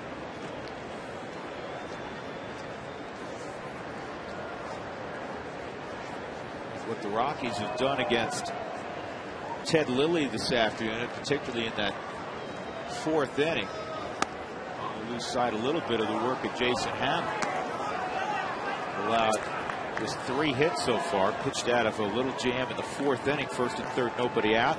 And he got Ethier to pop out, struck out Kemp on 3 pitches, got Loney to hit a weak ground ball to short. As big as the tone was set when the Rockies put a 5 spot up in the 4th, to me it's bigger to have 1st and 3rd and nobody out, and you're in the middle of their lineup.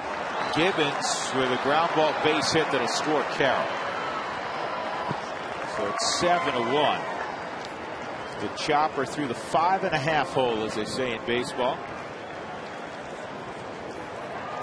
Really spot off a pitch from Hammel. I mean, Again, fastball away. See that front foot totally bailed out of it, though. It was just kind of a hand swing that shot the ball through the left side. Not hit very hard, but hard enough.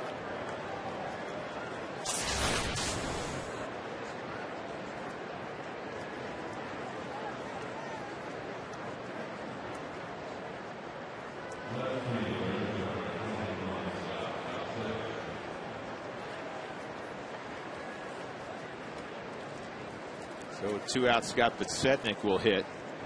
He had the first knock against Jason Hammel today, a single leading off last inning.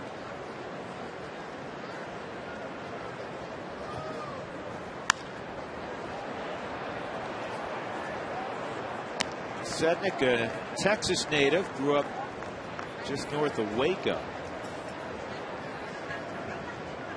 Still makes his offseason home in that part of the country.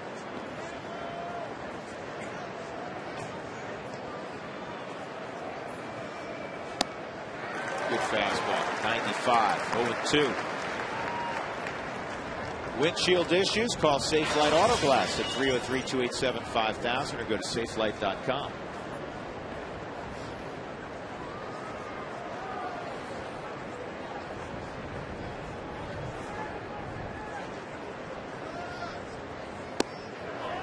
Real close. Same pitch he went to twice on Andre Ethier. One ended up in a strikeout. The other ended up in a pop fly. So on the sky cam, take a look at it. It is off the plate. Called by Cedarstrom.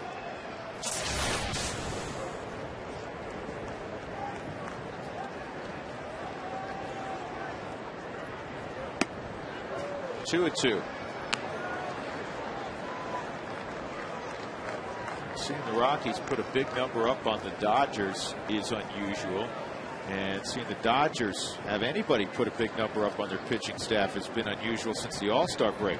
League hitting just .231 against the Dodgers in the second half. And this is a base hit.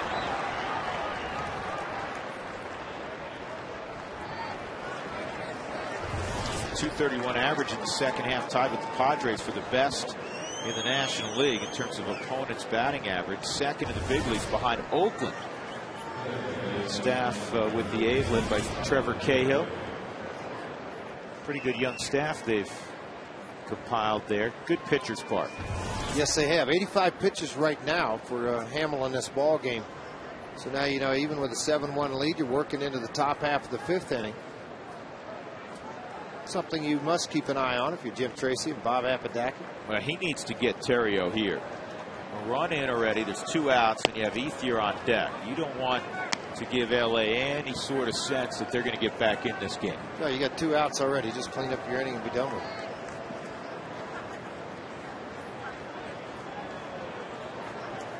Terrio shot a single through the right side last at bat.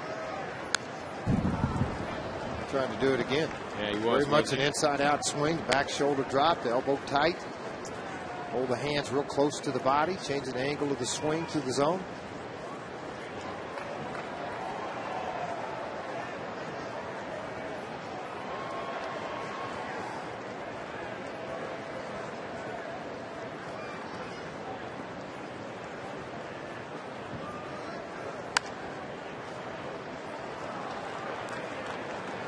One ball and 2 strikes on Ryan Terrio.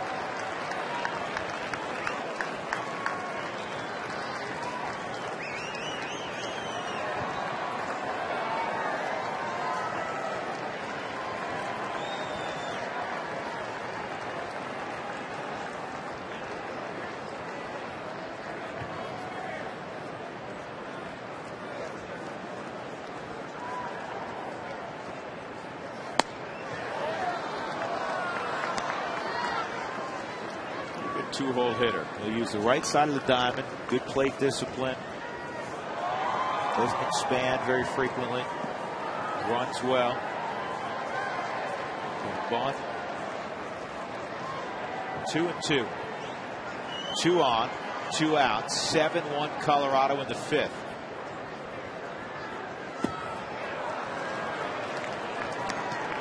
And now they've gone to 3-2 Ontario with Ethier next. And you get into that danger zone again because Ethier's getting a third look at you, and he's doing it with men on base.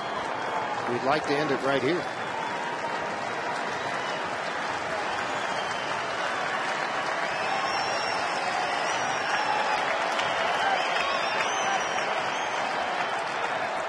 And Hammel misses. They're loaded up for Ethier.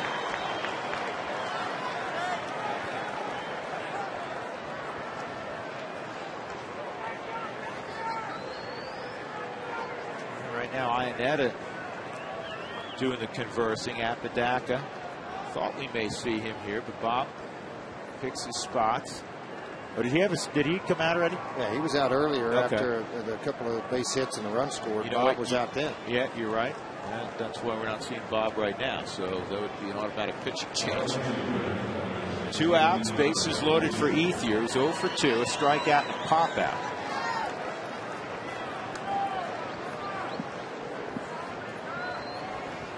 See, right now with 2 outs, and I understand this a lot, but for some pitchers with 2 outs, get out of your stretch and get into your windup, which one you're feeling a comfortable spot with on your release point.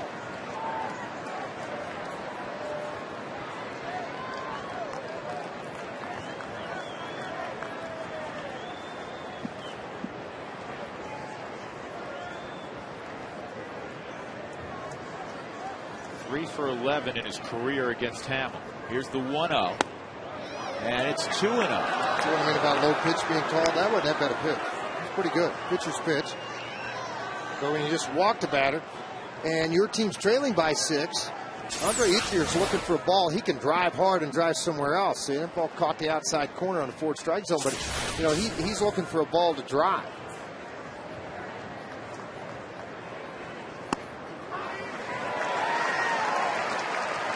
Two and 1. Ethier, very good 306 average with runners in scoring position. Just 6 times this year he's come up with the bases loaded, 2 outs. I'll hold the numbers for later. Yeah, one of those 2 career slams, a walk-off slam. Swung on and missed. Trying to hit a slam with that swing. Yeah, he was, but that was a body swing and not a hand swing. Yeah, everything trying. He's putting every ounce of effort in here he had, including all the way down to the toenails on this swing.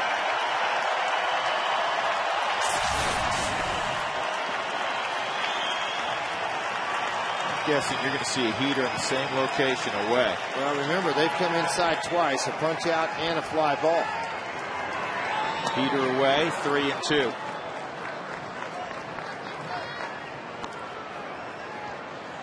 Kemp's on the on-deck circle. He hasn't had a fun day at all. It's a walk and a strikeout. But you don't want to get to him. Bases loaded. 3-2 count on Andre Ethier. Swung on and missed. Hammel strikes out Ethier with the bases loaded. The Dodgers do get a run, but Hammel averts much greater pain. 7-1 Rockies.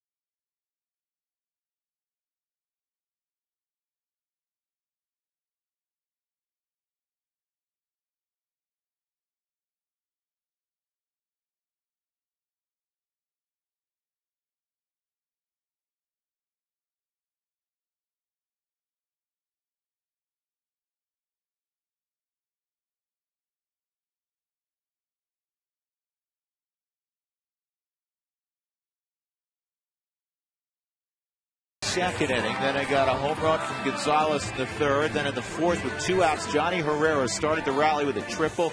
Hammel threw out an RBI hit. And the rally was consummated by a 2-run home run from Carlos Gonzalez. Ted Lilly is gone. Today's call to the bullpen is brought to you by Xfinity Voice. Unlimited local and long distance calling. Call 1-800-XFINITY.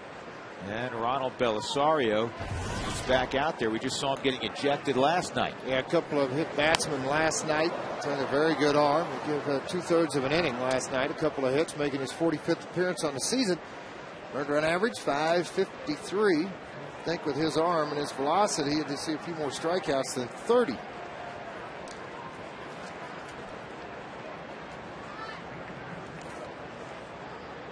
Here's the 0-1 to Todd, and that's a strike. 0-2.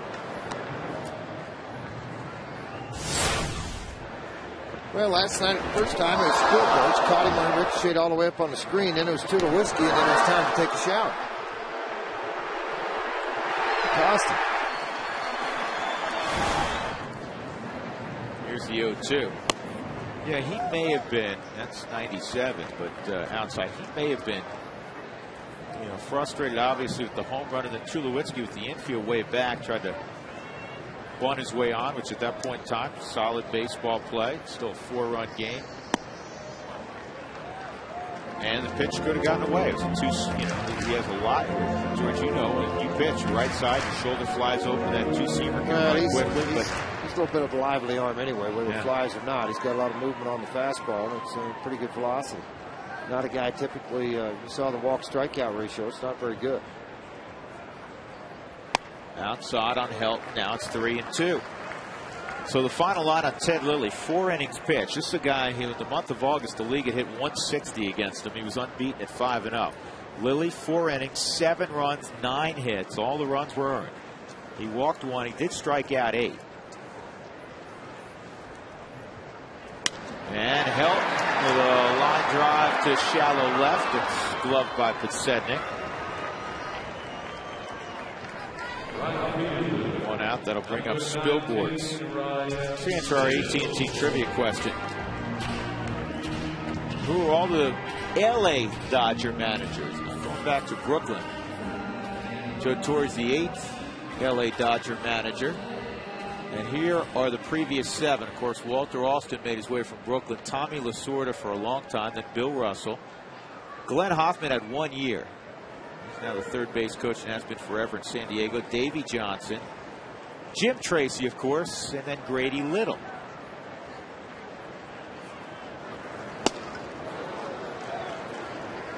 Trace had a good run in L.A. and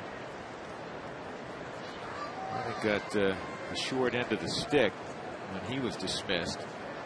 Won a division title and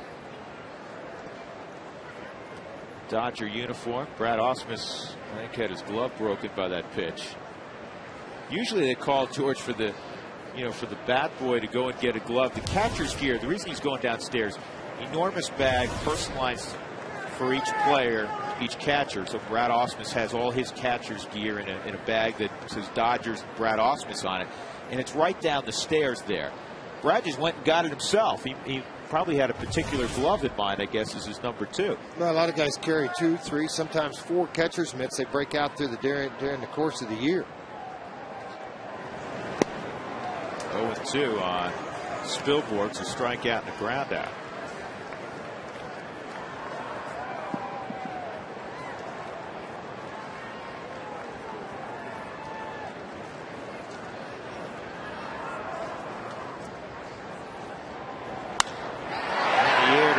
Field pretty deep. Ethier going back. And this is gone.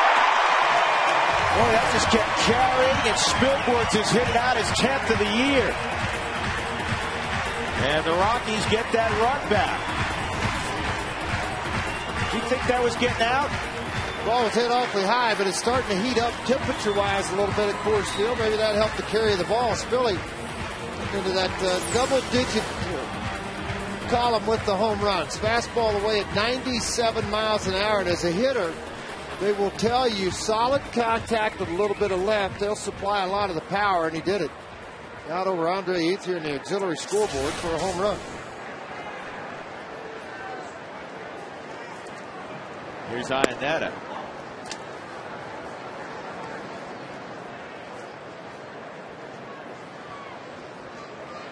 Spilborg's last year hit 8. His career high 07. He hit 11 home runs, drove in 51, hit 299 in the 2007 season when the Rockies went to the World Series. 7 of 10 hits today for extra bases. That always works out. Third home run of the ball game for the Rockies. That man has the first 2.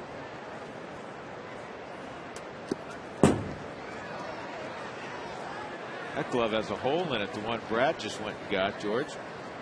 Big hole? Went right through it, didn't it? It's like guy swinging. He goes, "Is there a hole in this bat? How did I miss this thing?" I wonder, and I'm going to ask Osmus this. He probably has no idea what the answer is. He's 41. He's been in the big leagues for 37 years, or somewhere in that neighborhood. How many catcher's gloves, Brad, have you gone through in your professional career? I bet he'd get pretty close to it because he'd probably tell you 3 a year. That's not one of those gloves you wear for and carry with you for 10, 11 years like a lot of infielders, outfielders carry around their pitchers. Well, let's see if Chris can get a leg hit on this. Not quite as fast as Eric Young Jr. Terrio throws him out, 2 outs. That'll bring up Jonathan Herrera. Hey, if you're looking to save energy and money, who isn't? Find out how the little changes add up at TogetherWeSave.com, your local Touchstone Energy Cooperative, delivering reliable power, energy-saving tools, and more.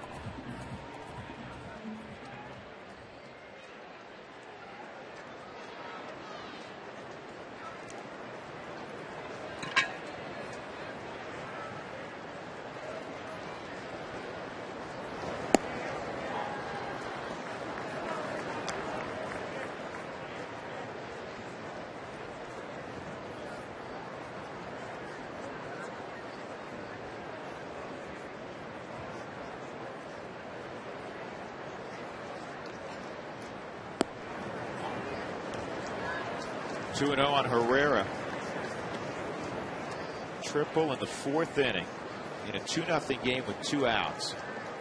Didn't seem like much at the time, other than, boy, it's great to see. But yes, the pitcher Hammel on deck, and then Hammel throws out a base hit. Rockies get a run. Then Young walks. Fowler triples in 2, and then Cargo hits the bomb to the 2nd deck and right. Just like that, the Rockies throw up a 5 spot, and they have a 7-0 lead. Jonathan Herrera got it going. He hit .321, folks, during the 33 ball games that Troy Tulowitzki was healing up from the broken wrist. Here's the 3-0 he'll be taking in there for a strike from Belisario.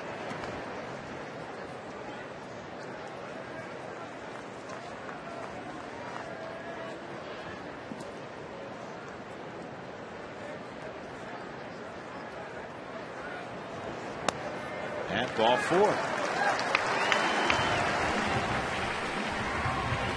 Very useful in that not only can you play him at a lot of positions defensively, talking about Herrera, you can hit him where he's hitting today, 8th, and help you flip a lineup because he's very patient.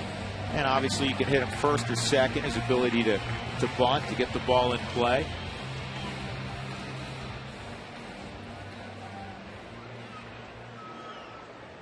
So here's Hammel, 1 for 2, his 2nd RBI of the year. With that base hit last inning, and he's got another one. It was a 95-mile-an-hour heater. He just dropped the barrel on.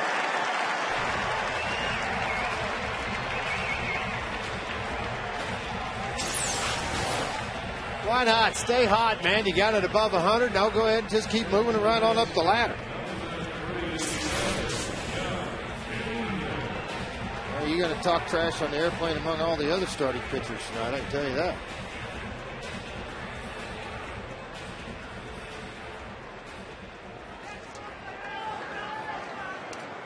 Almost hit Belisario in the derriere.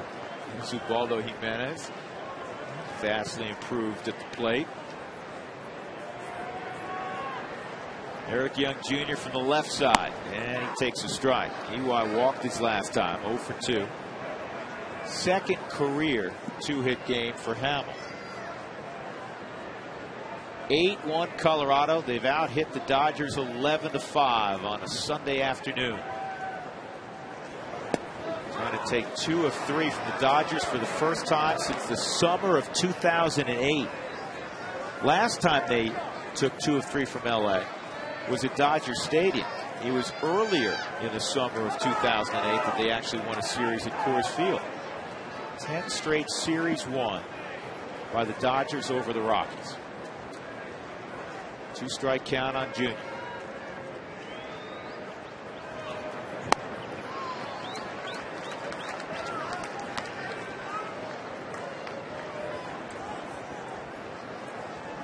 And how about this? 8 2-out knocks with 6 ribbies.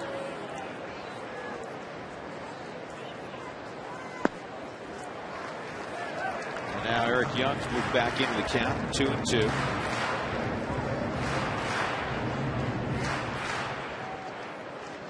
This is Young's 12th start of the season at second base. Club's 8-3. With Eric starting at second. One thing that's happened, George, the last couple of weeks, and it goes back to last year when Jim Tracy took over at the end of May.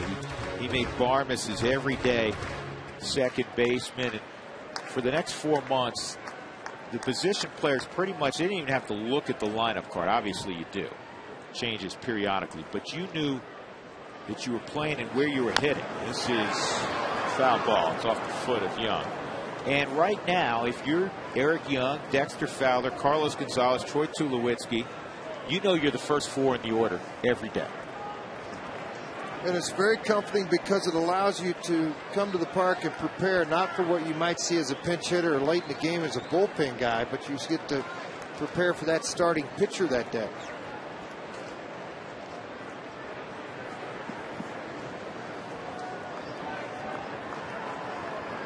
Herrera and Hammel aboard. They'll be moving on this 3-2 pitch. Belisario gets the strikeout. The Rockies get a run back on a home run by Ryan Spilborghs, an opposite field shot, his 10th of the year. And the Rockies have that 7-run lead again. It's 8-1 as we go to the 6th inning at Coors Field.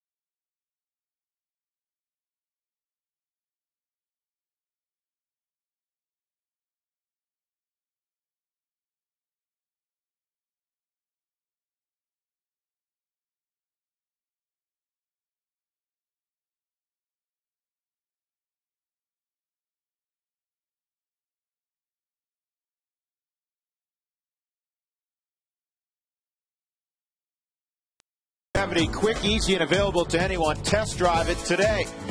Here's what's on the menu for the next week. It's going to be a tough week for the Rockies, but that's the way it's going to be the rest of the way, to be frank. The Giants for 3, home against the Phillies for that one ball game we've chatted a lot about the last couple of days, and then 3 in San Diego. Note the Saturday game time. It's moved to the afternoon. It's a nationally televised ball game on Fox now, so that'll be a day ball game from Petco.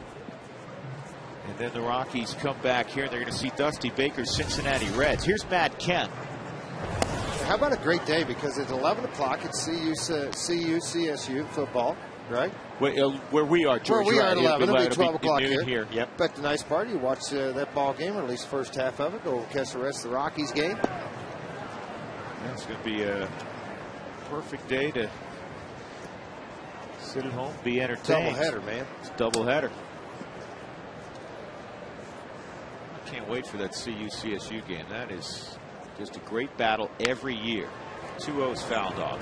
So who's going to win this year? George, honestly, I'm not trying to beg out of this. You never know. And if CSU's playing a true freshman quarterback, then he's one of the highest, most highly recruited freshmen in the country. He was there for spring practice.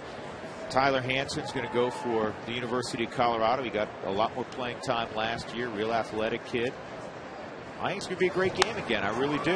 This is a base hit to right field. It's going to be a double for Matt Kemp.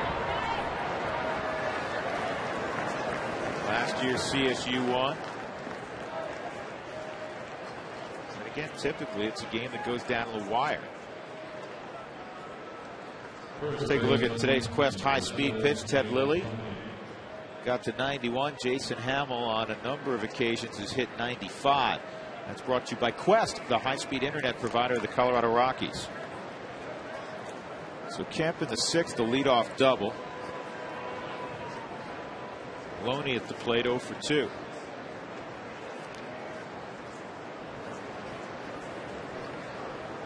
The 8-1 Rockies.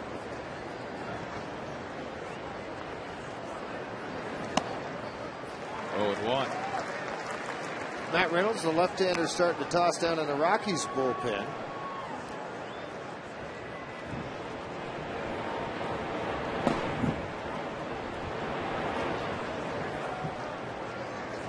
Jansen, the right-handed, hard-throwing right-handed.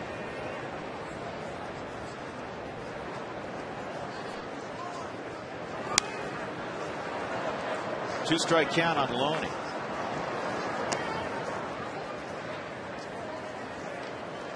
Giants have jumped out on Arizona in the fourth inning, 4-1.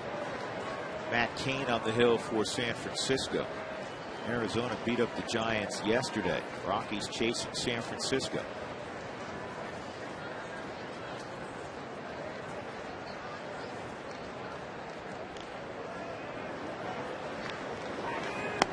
Curveball away.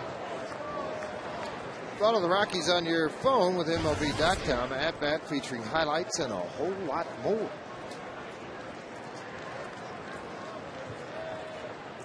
George, you know who lost again today? Reds.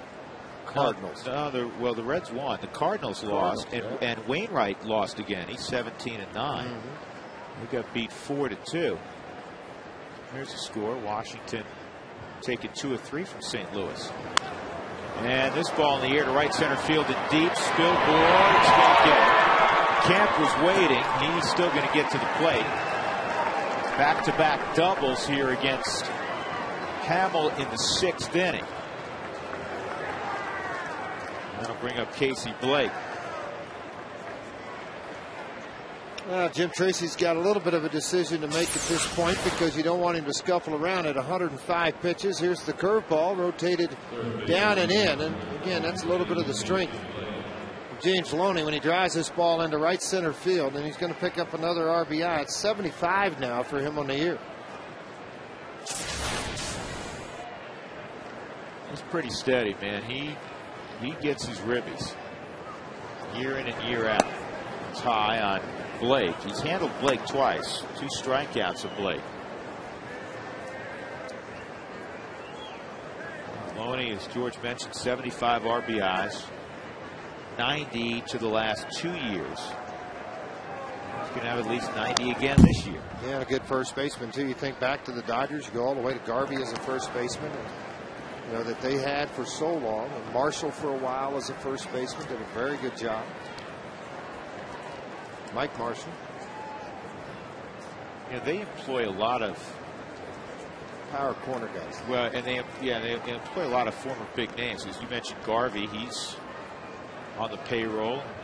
front office of the Dodgers. So is Ron Say. So is Ron Say. We saw both when we were in Los Angeles last week. Mark Sweeney, the former Rocky, who had a very distinguished career, particularly coming off the bench, is special assistant, baseball operations, player development. He's at Ed Coletti. Remember Jose Vizcaíno? He's special assistant, baseball operations, player development. This is in the air to center field. Tagging is Loney, and Dexter will air out that throw. Get a feel for Dexter Fowler's arm. George, I know the runner's safe at third, but Dexter's got plenty of arm strength. He can play, and that's why he plays in center field in this ballpark, left to right. He's very good into the gaps, and the smart thing about it, he obviously knew Loney was going to get to third base, but it's one of those deals where I'm just going to flip one up there kind of hard and see what happens. Because you never know, late in this ball game, you may have a throw to where you hit the cutoff man. You may have a strong throw, a long throw that you got to air it out a little bit. Jamie Carroll up there. He punched a double his last time up. 3 doubles in the ball game allowed by Jason Hammel. Also working in that front office under Ned Coletti is Bill Miller. Remember, he won a batting title. Well, he got hurt too and under contract with the Dodgers, and so he just slid over into that role for Ned Coletti. Maury Wills is still an instructor with the organization. Still in uniform every time you go into town.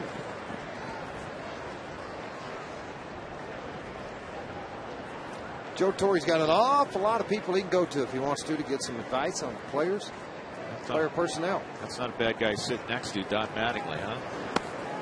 Did that get him? No, 2-1.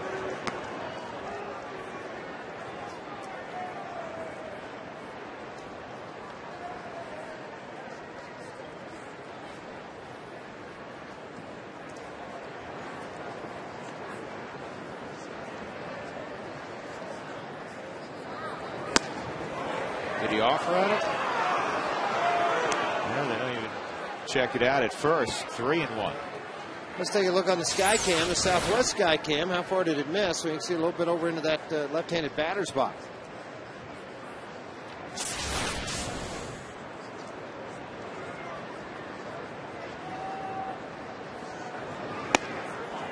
Ball 4. Brad Ausmus will come up. Double plays in order, but Jim Tracy is going to have somebody else throw to Brad Ausmus because Hammel's hit 114 pitches. Matt Reynolds going to come on. So Hammel goes 5 1/3. So far he's given up 2 runs on 7 hits. Standing ovation for Hammel. He departs leading 8-2.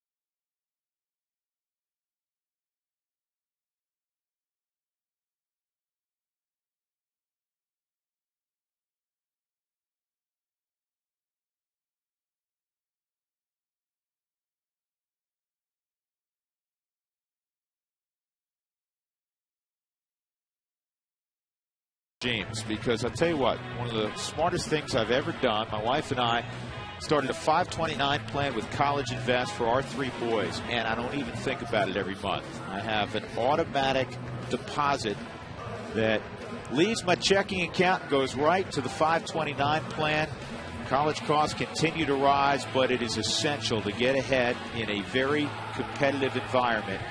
So start thinking about that. Start doing something about it as well. Contact collegeinvest.org. Get started saving for your children's futures and do it today. Do it after the ball game. You'll be really happy you did. It'll give you peace of mind. 529 savings plans again from College Invest. Here is Matt Reynolds making his 5th appearance in the big leagues, and he's been very good, George, so far. He's been outstanding. Kidding, he's been one of those guys that just goes out and pounds the strike zone. 4 strikeouts and only 1 walk. Does it with a 90-92 mile an hour fastball. Very good slider. He's got a little bit of a tough task here. He's got a veteran at the plate with a very good eye. And he's got a big bat waiting in the on-deck circle, and Tracy not with a right-hander up. So I'd like to see a double play. You don't bring Ramirez into it. Here's the 1-0. In there for strike 1 and 1. Something interesting about the numbers you just saw. You saw the batting average, that he's not given up a hit against a right-handed batter, but let me delve a little deeper for you. Lefties 1 for 6, righties 0 for 9 against Matt Reynolds.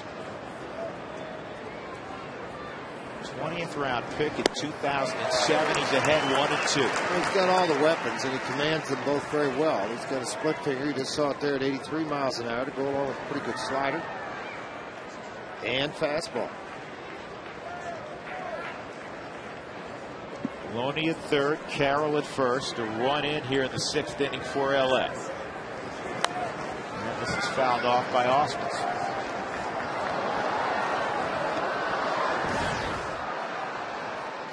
Brad has caught the 6th most games in the history of Major League Baseball. Does that give you any idea how long he's been around? Broke in with the Padres in '93. That misses.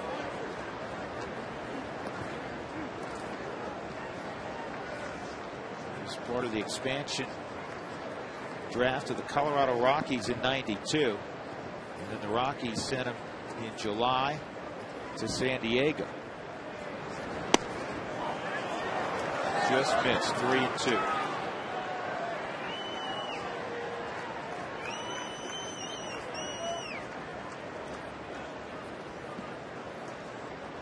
There's Manny on deck. And that misses. So the bases are loaded for Ramirez. Clearly, here's the Dodgers' chance.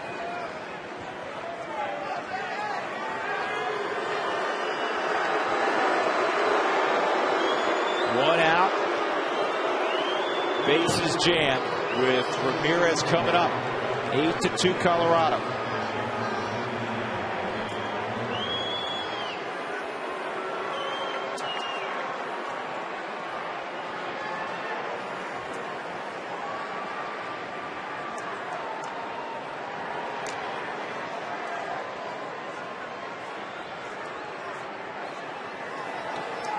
Ramirez struck out yesterday in a pinch hitting role. He's 1 for 11.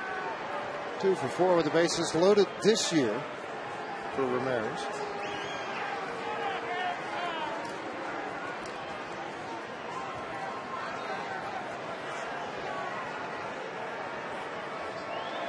Reynolds looking in at a guy who may have his baseball card at home.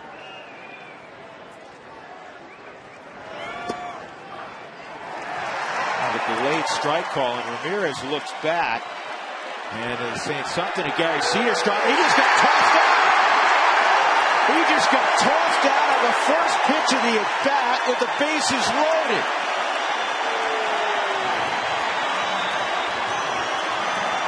However angry he may have been, he just hurt his team badly. Yes, he did, and all he did was mention that the pitch was away, but it's how he must have said it to Gary Cedarstrom, and now he will be gone. And maybe that's a situation that's only going to help Ned Colletti make that decision to let him go on a waiver claim. And that operative phrase, George, he may be gone in more ways than one. You're right. Yeah, absolutely it is. Let's look at the pitch coming in from Matt Reynolds. Thought it was off the plate. The 4th strike zone thought it was off the plate. Why is that pitch any different than a pitch that walked to Osmus that he didn't call a strike? So now they'll have to go to their bench. They're going to have to get somebody else. Reed Johnson, another guy has a little bit of pop in his bat. There's Joe Torre, Don Mattingly. Neither one of those guys got off the bench to go defend anyone.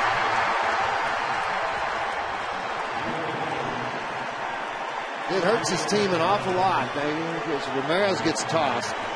But what you do now, if they were to happen to get back into this ball game, the bench is depleted now to a backup catcher and a backup infielder in Belliard and Johnson. Barajas. I don't know if I've ever seen that on the first pitch of a count. We've seen guys get tossed out arguing balls and strikes. It's usually a third strike, to be honest. I think I've seen it maybe in the middle of a count. I've never seen it on the first pitch. And especially in that situation. Dodgers are down 6. The bases are loaded. Clearly their opportunity to get back in the ball game. One pitch and Manny gets run. 1-1 on Reed Johnson, who just adopted the count.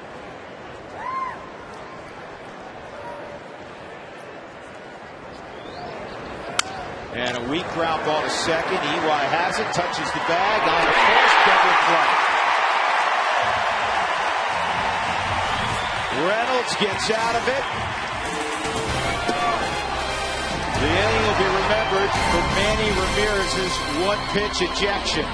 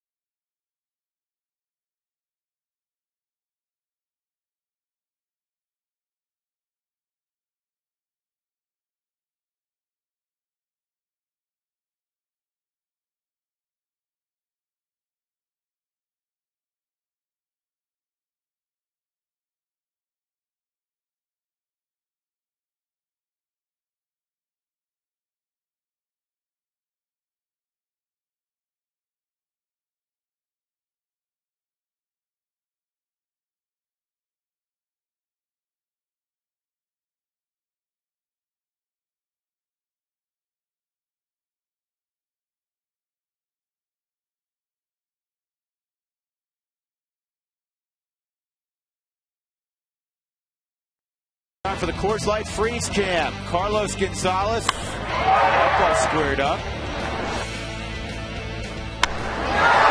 Front, hitting it over the wall. I don't know if that was his first jack or his second jack, folks, because he's hit 2 into the seats in right today. And also has a single, our Coors Light freeze cam.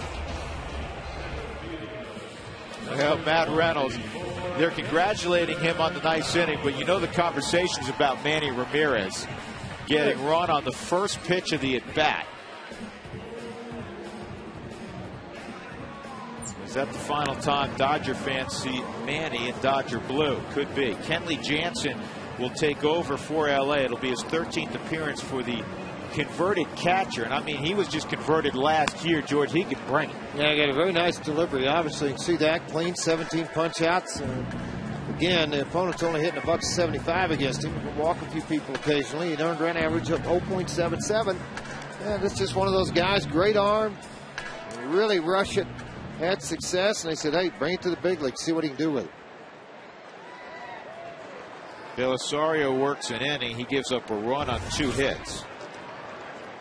Spielborg's hit the home run against him. Walked 1 and struck out 1. Here's Dexter Fowler. 2-run triple his last at bat. His major league leading 11th of the year.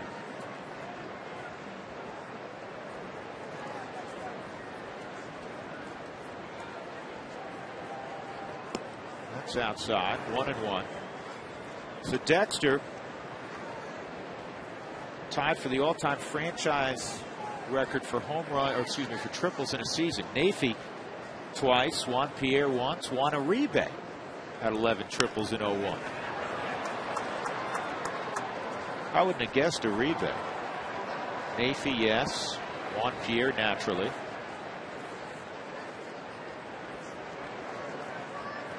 Juan Pierre Juan Uribe, George have enjoyed fine careers. No question. Swung on and missed. Jansen strikes out Fowler, 1 out in the 6th inning. And here comes Carlos Gonzalez, who is perfect on the afternoon, 3 for 3. Here's our AAA. How far did it travel? This is his last home run. Well, actually, it's both of them. He's got a combined 788 feet of home run today. How far did it travel? Brought to you by AAA Travel.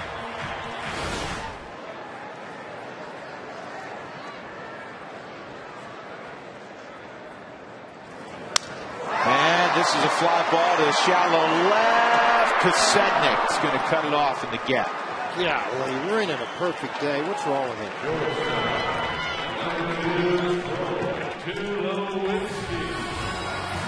The Dodgers finally get Carlos Gonzalez out. It's a Little League World Series championship game in Williamsport today. You know, you get a guy like that out, you have like the celebration on the mound when you get the big kid out, right? 2 outs. Here's Tulowitzki. Troy a single and a stolen base today, 1 for 3. Messed up Cargo's stats also. Now he's 12 for 22 on the homestand with 4 home runs. .545 batting average.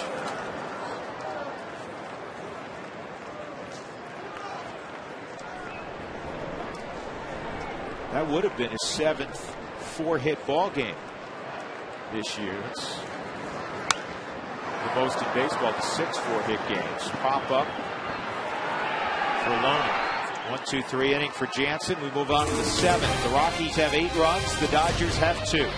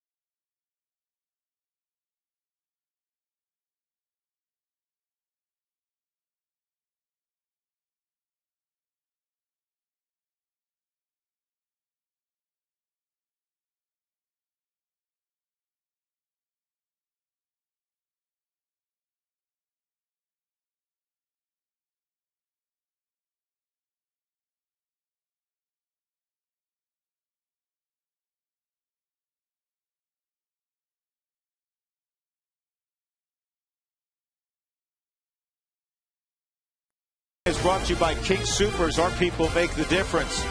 By the Great Colorado Payback, reuniting you with your money. By Larry H. Miller Boulder Toyota, driven by you. And by Frost Brewed Coors Light, the world's most refreshing beer. Back at Coors Field, Drew Goodman, George Frazier, Mark Stat roam in the ballpark. We go to the 7th. The Rockies up 8-2. Scott Podsednik will lead things off. Matt Reynolds continues on after getting the final 2 outs last inning. And that pitch misses, ball 1. Jason Hammel on the plus side. He goes 5 1/3. He allows just 2 runs on 7 hits. He walked 3. He struck out 7. Ground ball, Hilton to EY, to Hammel, safe.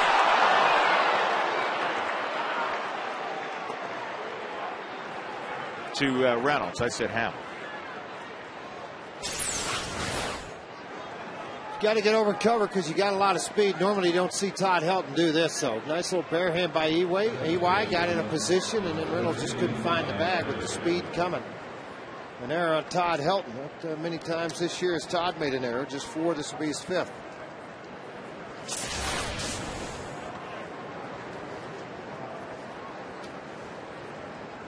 Ryan Theriot at the plate. He takes a strike.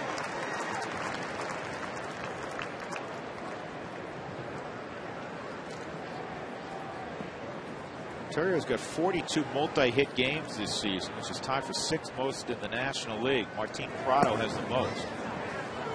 Hockey saw enough of him a few days ago when the Braves were around.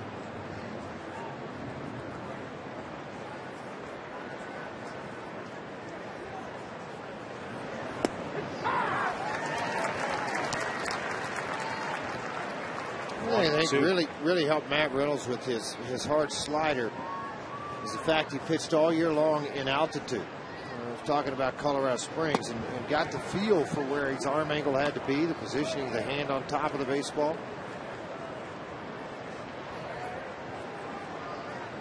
AAA All-Star this year, struck out the side in his one inning of work.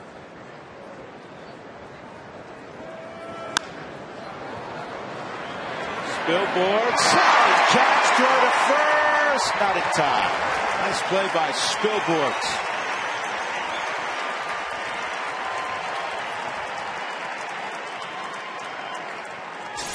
Pasetnik won't even look out at him in the outfield because Billy's still staring at him thinking, do you not think I didn't have that baseball? Halfway, see Pasetnik in the bottom of your screen.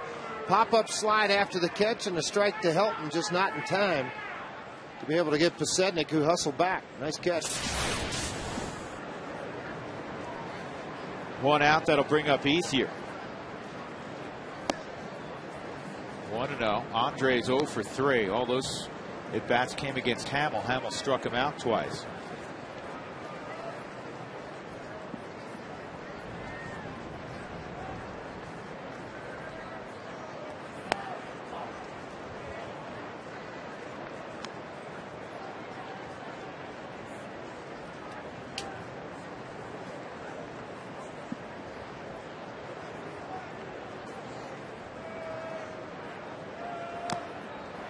Two and one. That will be a separator for him, being able to throw that cut fastball at 92 to the outer half of a plate along with that hard slider. You get to stay around in the big leagues for a while.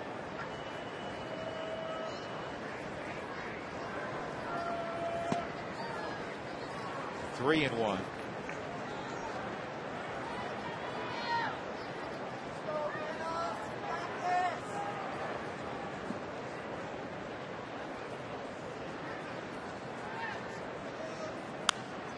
Fouled off.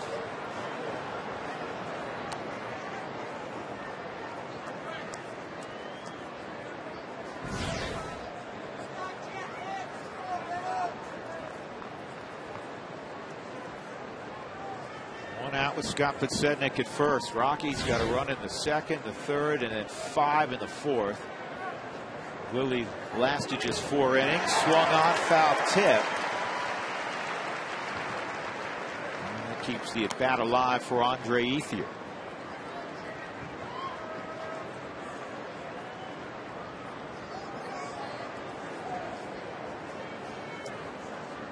Kemp on deck.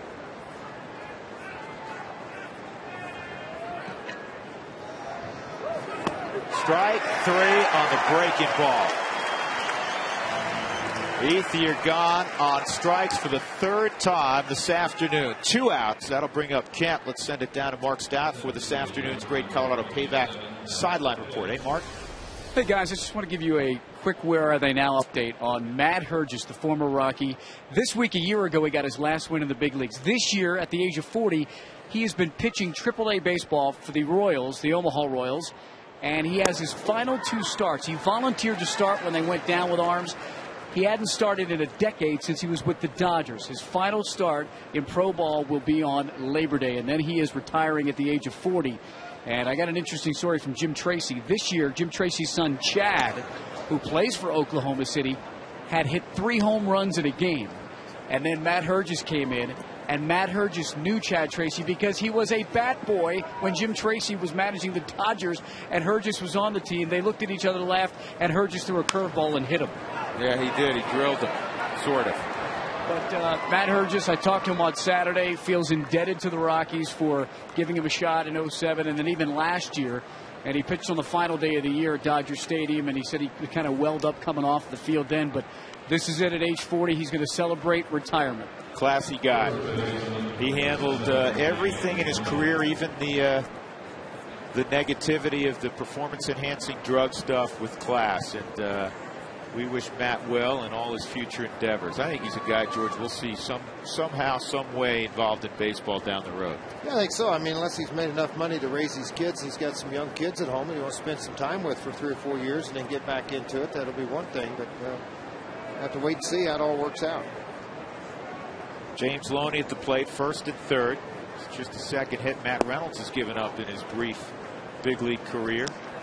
And it's the first hit he's given up against a right-handed bat as Kemp lobbed a sand wedge to right. There's Matt Belisle.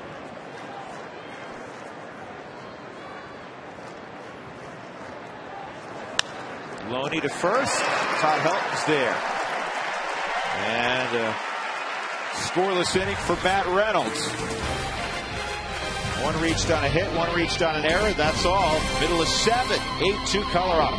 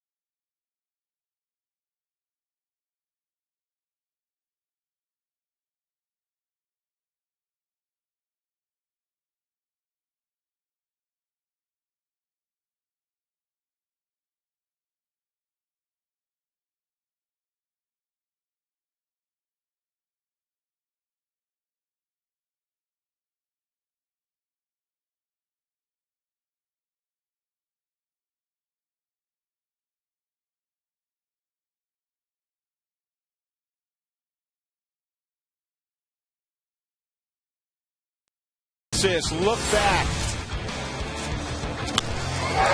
Cargo with his 28th home run of the year. The Rockies were off in the 4th inning. Jason Hammel with his 2nd RBI of the year. And then there's Cargo again. This one's home run number 29 with a man aboard. Ryan Spilborn's 3rd home run of the day for the Rockies. He goes opposite field. His 10th of the year. You get the picture. The Rockies have swung the bats this afternoon. They're up 8-2. That's brought to you by Cooney Lexus, where luxury has an address.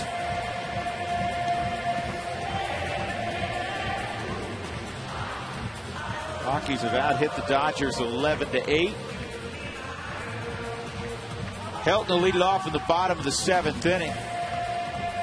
Kenley Jansen continuing on. Joe Torre out discussing something with Gary Cederstrom. You know what's interesting about that ejection, now that I think back on it, because I was watching Manny go off. Did Torre come out at all? No, he did not. That tells you something, doesn't it? Well, I mean, he's like, okay, am I going to go out there and argue, get tossed with him? Why? Well, but normally it's almost... come out and ask a couple of questions. It's procedural that I mean, the manager protects his player. Whether he privately agrees or disagrees, you almost always But you know what? By the time he made the spin, he's okay. He's got to look at his bench coach. Got to look at the hitting coach. Got to put a guy up to the plate. And by the time he started to walk out there, Manny had already started to head towards the dugout. He goes, all right, I'll save it.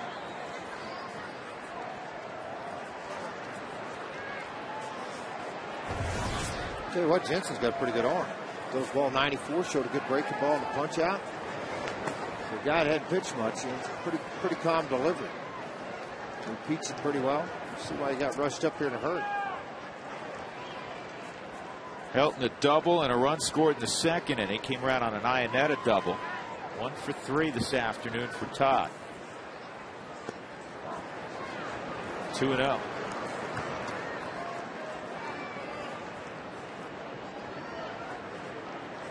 Everybody in the Rockies lineup today is reached.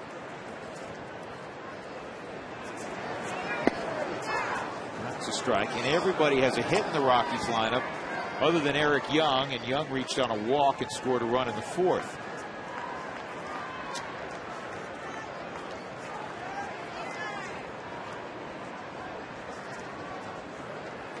Jason Hammel, starting pitcher for the Rockies, 2 hits today. RBI and a run scored. There's a 2-1 on Helton.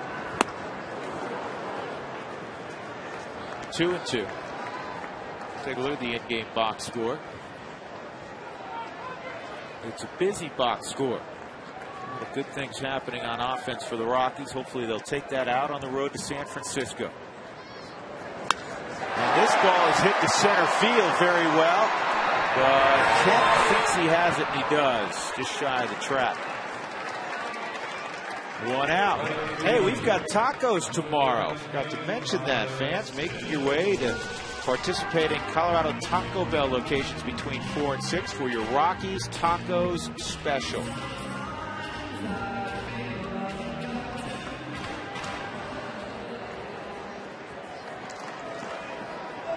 Here's Ryan Spilborghs, that home run in the 5th inning, his first since July 25th against the Phils. Breaking ball for a strike. And when Spilly goes deep, good news for Colorado, they're 7-1. Up 8-2 here in the bottom of the 7th. Good slider. 81 miles an hour, pretty good location with it. It's the most difficult thing when a position player goes to the mound is to learn a breaking ball, a secondary pitch.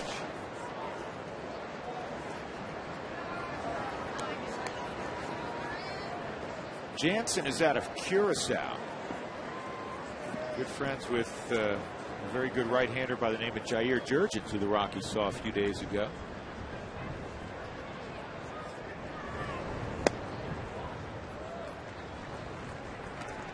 Two balls, 2 strikes. Well, see, the last couple of winters, he went home, and all of a sudden, he would say, hey, can you catch me on Monday? I'm going to get my workout in. Absolutely. Now it's like, dude, we got to find a catcher. I don't catch anymore. I'm on the mound. He gets a strike out of Spilborghs.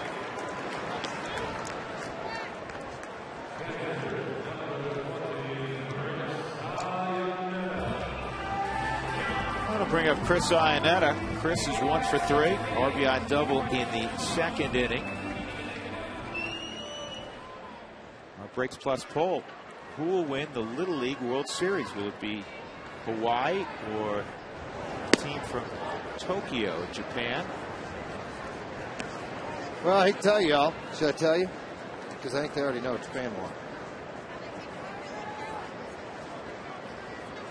And the final, Japan 4 and Hawaii 1. Good ball game, though, sounds like.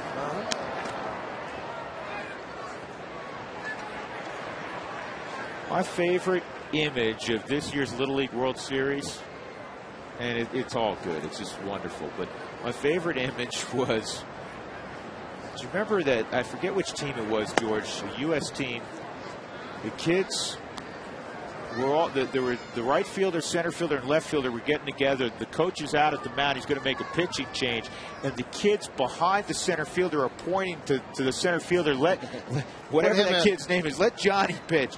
And when the coach pointed to Johnny in center field, his face just lit up. He was going to get the opportunity to get on the hill in Williamsport. Yeah, and he got the next kid out. It was beautiful. Yeah, it's part of it, man. Living that dream down there, and you're on the biggest stage for Little League Baseball anywhere. National TV.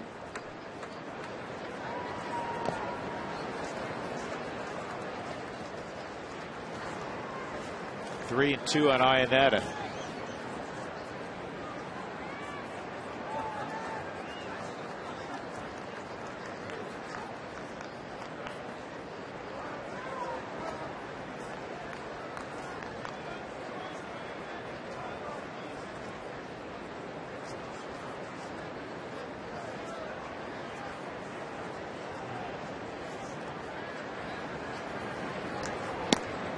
Ball four. Iannetta draws a walk. That'll bring up Jonathan Herrera.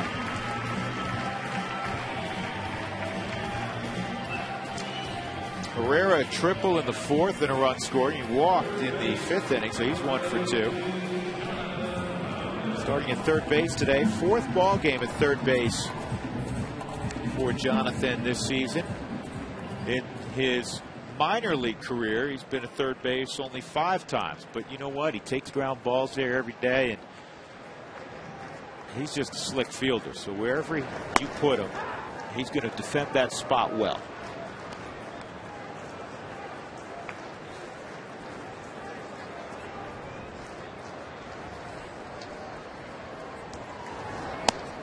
I don't take, what I started to say, don't take? How about you take one?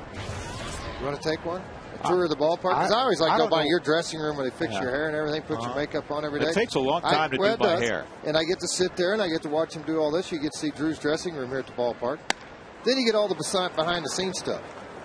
Individual certificates available, or you get a group together and come on down.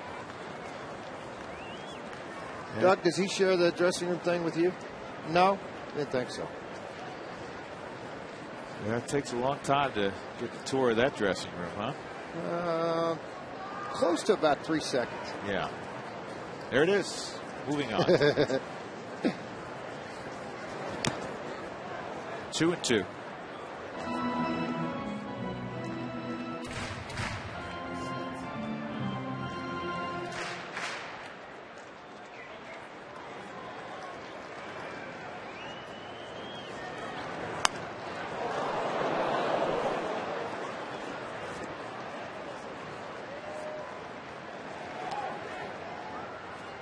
Rockies 25 and 22 inside the National League West. A year ago, even though they won 92 games because they started so poorly the first 2 months of the season, they finished 33 and 39 inside the West.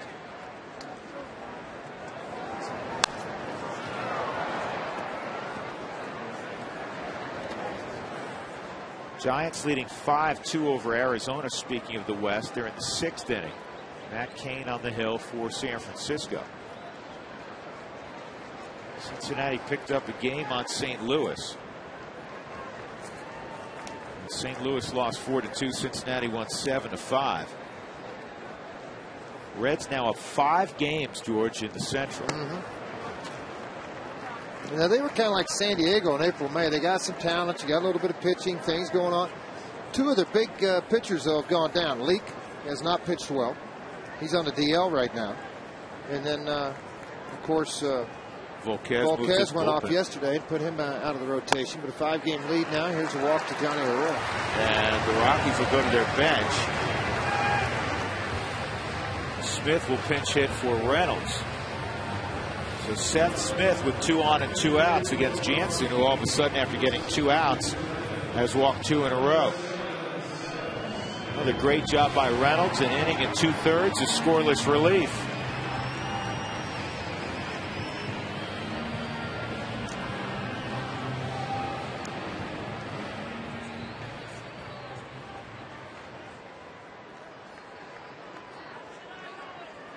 Nice job, Matt Reynolds.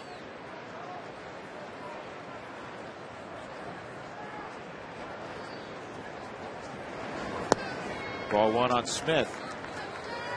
Repair that chip in your windshield by calling Safelite Auto Glass at 303-287-5000 or go to safelite.com.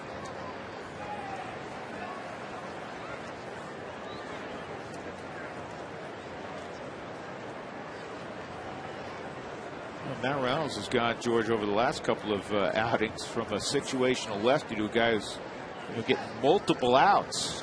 You know what? He doesn't show any fear on the mound. And again, that situational tag was put on him a while back by organizations and other people that had seen him pitch, but his velocity is pretty good. 91, 92. He's able to spot both sides with it. He showed his split finger to Brad Osmus today on a swing and miss. Just like for a right-handed coming out of the bullpen, if you can have an off-speed pitch of some kind to handle left-handed bats, you'll get to stay in the game a little bit longer. It's true with the lefty, too. 1-2 on Smith. 8th inning at Petco. It's 3-0 Philadelphia. Well, this time of year, you figured you'd be rooting hard for the Phils to beat the Padres, but the way things have played out, you want the Padres to beat the Phils right now if you're a Rockies fan outside.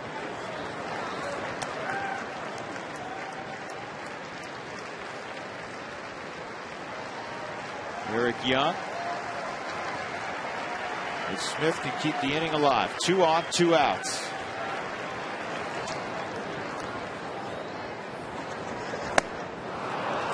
Jansen strikes out Smith, and that's all for the Rockies in the 7th. We move on to the 8th. Colorado leading 8-2.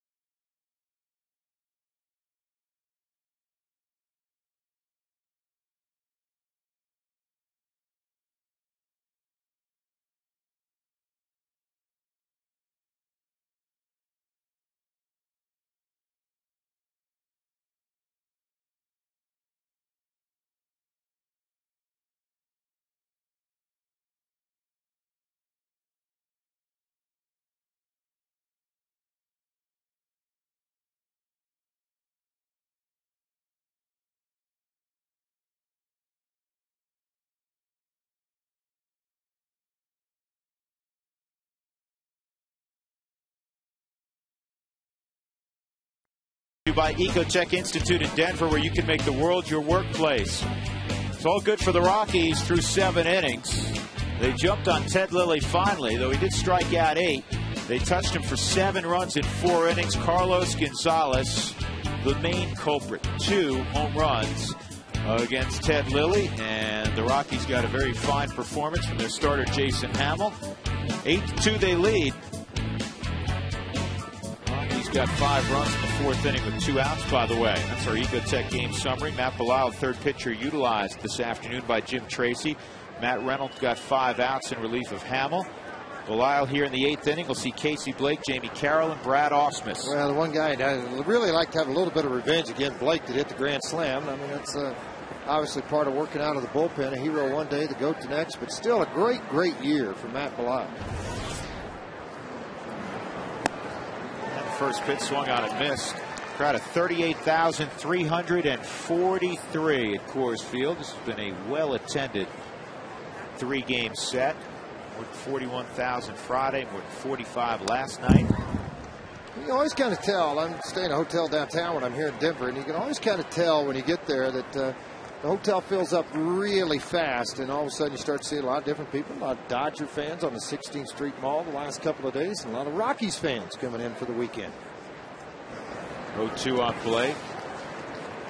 This time of the year, it's really a testament to everybody that came to this game. And the reason I say that There's a lot going on. Broncos football started, college football starting, the high school football scene starting. So there's a lot of things to occupy the younger families in the community. It's nice to see 38,000 still out here. Well, Blake is going to have himself a double on a 1-2 pitch against Belial. Not as damaging as the grand slam, obviously, but a leadoff double for Blake. Today's Save of the Week is brought to you by the region's Touchstone Energy Cooperatives, who remind you to lower your energy bills just by lowering the blinds. Visit togetherwesave.com. Sunday in Arizona, Houston Street picked off his 10th save of the season.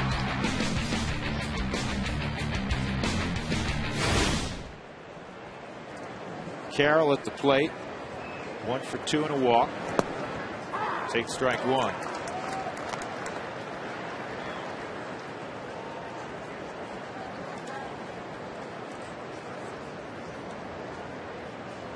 Jamie Carroll and Don Mattingly have formed a nice bond over the years, even before Jamie came to LA, where Mattingly's the hitting coach. As they both are partial to Evansville, Indiana.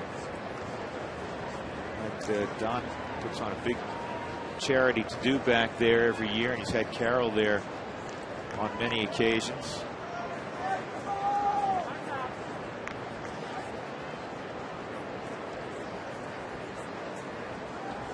I wonder how many times Joe Torre's turned to him in a tight game and looked at him and, hey, Donnie. I know where you're going with this. Give me a line drive. Just, you got one more swing in your back. Come on. Just one. We need a W. There's another guy on that bench, too, that helps out an awful lot. Jeff Pentland was a hitting coach with Seattle. He's also in Chicago. They brought him over here to help Donnie with the hitting. Does a lot of film work with the hitters.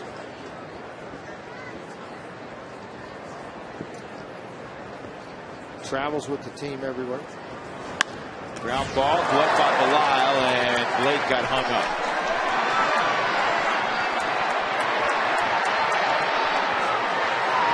Well, you know what? You saw 2 good plays there.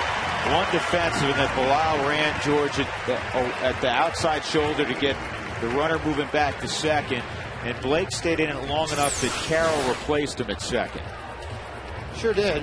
One out here. He ran right at him, circling, taking back to the base that he came from, and then get it out of your hands and get out of the play. Whiskey, the little soft flip over. Johnny tags, but Carroll's in second. Now, what they're going to talk and argue about, Joe Torre's arguing about right now.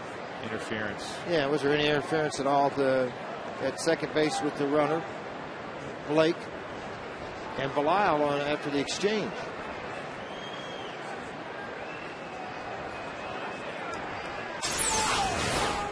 See if he got him right here. So he's going to run him at it right now. Now, Blake realized once the ball's out of the way, did he get in his way and prevent him from having a straight line? I don't think so.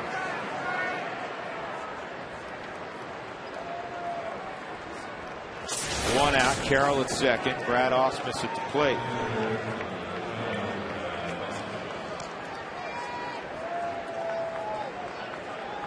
Ronnie Belliard will come out in the on-deck circle in the pitcher spot.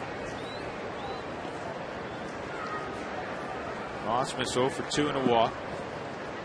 There's the former Rocky Ronnie Belliard. Used a lot last year by the Dodgers, not so much this year. Ronnie will be a free agent at the end of the year. Talked to him earlier today. Hopes to play another year or 2. He's had a productive career also.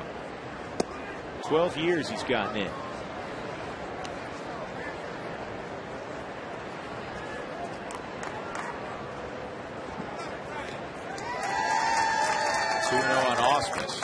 That's a big one tonight. Boston and Tampa. Rubber game of that series.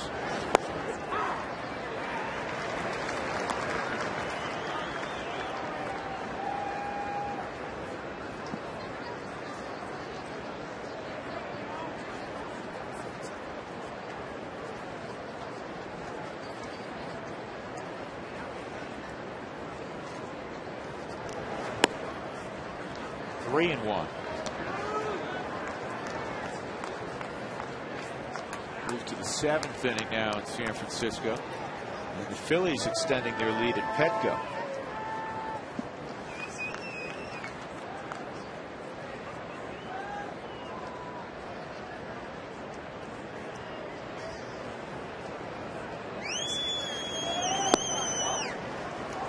walk to Ausmus. I'll bring up Belliard. Apodaca will make his way to talk to Matt Belisle. Coors Suites party facilities, picnic areas, they all fit any event that you'd want to have at the old ballpark. A lot of budgets to do it also with, so pick up the phone, 303-312-2444. Or go to ColoradoRockies.com and reserve your suite today. Joe Bob getting loose. Well, he was. Now he's just hanging out. Trust me, Joe was working his craft. You know whose number got retired today, George? You don't know. Frank Thomas. White Sox retired his number 35. Now, how did you know that? This thing to my left. Oh, that computer you read all the time? Frank Thomas. Well deserved. Hit a lot of home runs there. 500 in his career. Had to kind of, like a lot of players that want to reach milestones, they have to go other places to do it at the end of their career. For a high average, too. Big man, too. Former tight end at Auburn.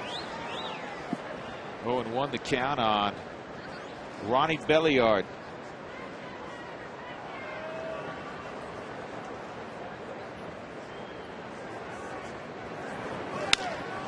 And Belliard with a seeing-eye base hit to drive in a run. As Carroll comes around. 8-3.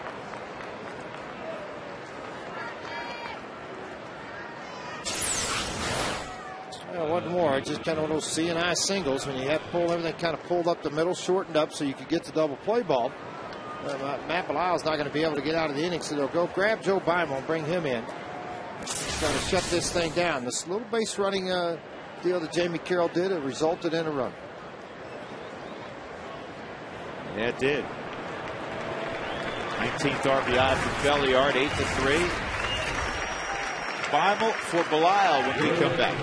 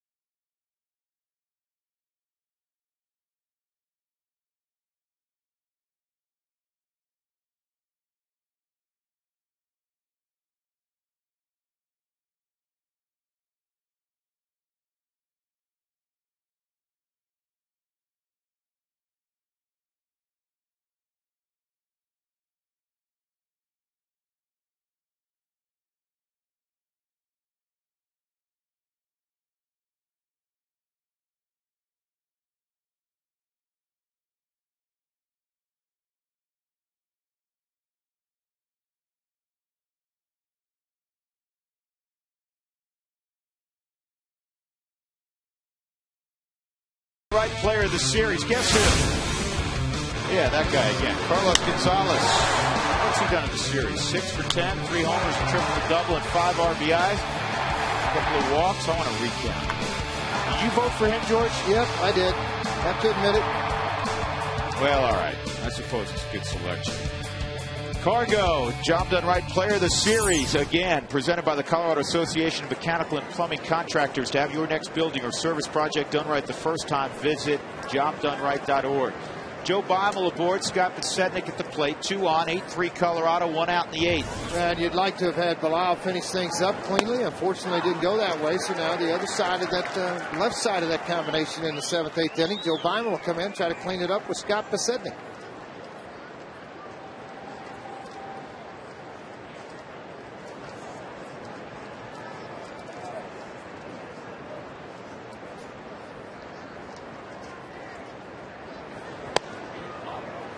Pretty good pitches down and away in the strike zone.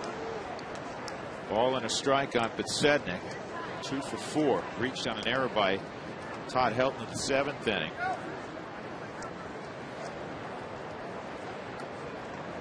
Ausmus and Belliard on base. Breaking balls away.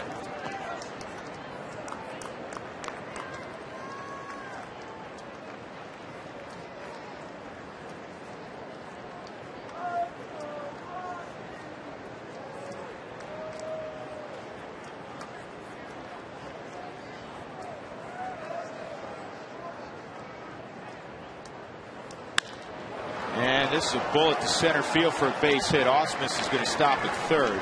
So now the bases are loaded for Ryan Theriot.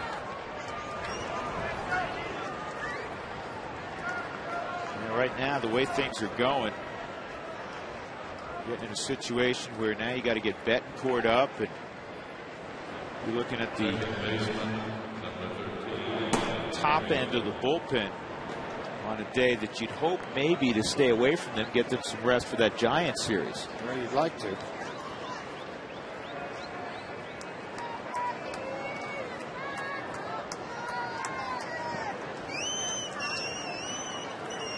Dodgers had the bases loaded in the 6th inning. If you're just joining us, they went to their bench and they sent up Manny Ramirez with the pitcher spot up. Manny got a called strike one on a pitch, honestly, that was off the plate by a few inches. He turned to Gary Cederstrom. He said something. Cederstrom walked 2 steps toward him and then threw him out. Reed Johnson continued the at-bat and hit into a double play. And this is a base hit up the middle for Theriot. 1 run is scored. Here comes Belliard, and it's a 2-run single, and now it's 8-5.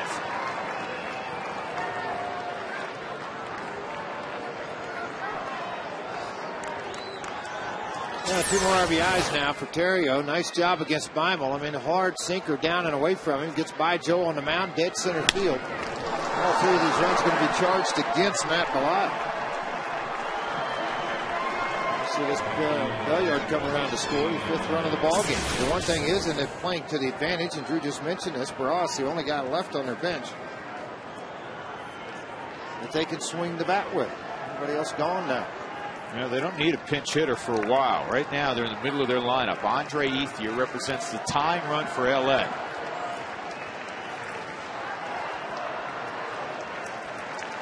Like the Dodgers were hopelessly out of it. But things have changed. They've kind of pecked away.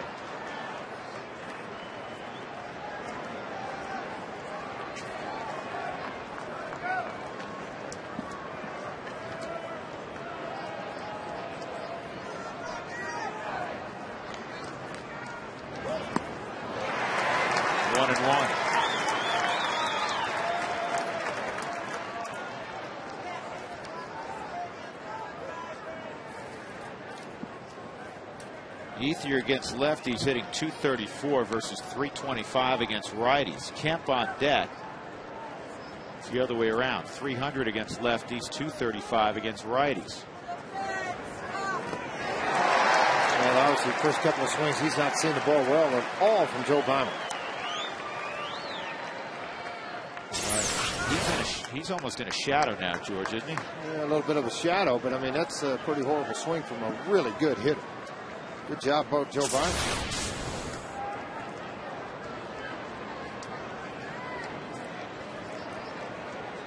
Good speed on Podsednik and Theriot.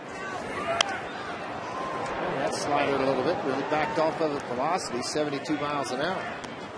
They have met up before, these two. Ethier is 1 for 7 in his career. Kemp in the on-deck circles, 1 for 2 against Joe Beimel.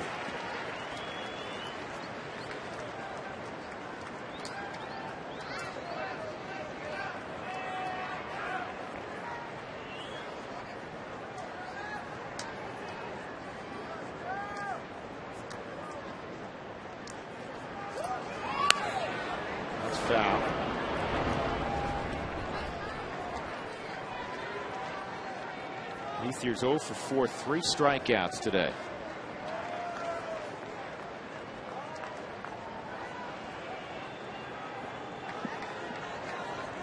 How do you play it? If you get Ethier here with Beimel, do you let him pitch to Kemp or bring on Betancourt? Well, if Betancourt's ready to go, then you got to do the matchup you're looking for, and that's right on right. I mean, otherwise you don't get him up down in your bullpen, thinking that's going to be the guy. You know, I mean, you don't put Joe into that situation.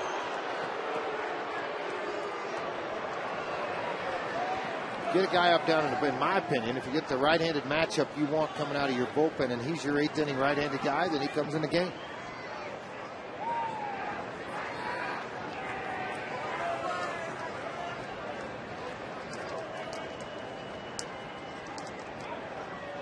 Two. Got it. Boy, Ethier never saw that breaking ball on any of those swings. Big second out. And now we'll see if Jim Tracy comes out. That's what we're expecting. And here he comes now on the Hyundai cam. You can see that Ethier missed it. He could have put an extension of about 2 feet on that bat. He still probably would have missed it. Had a tough time with it, wouldn't he? Tough day for Ethier. He struck out 4 times in 5 at bats. 2 outs in the 8th. The Dodgers have tightened it up to 8-5. We'll see Betancourt when we come back.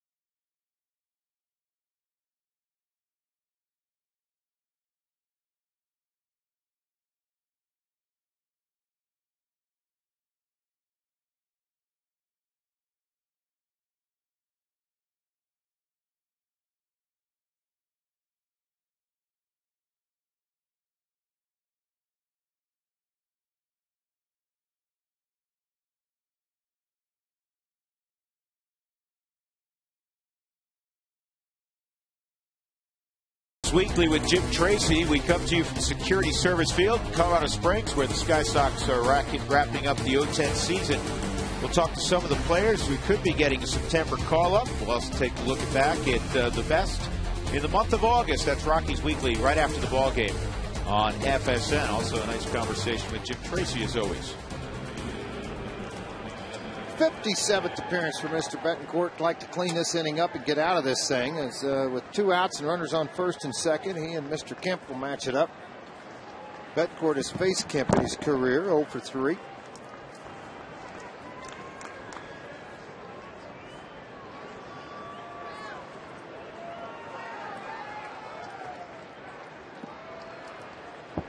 So Matt Kemp against Betancourt.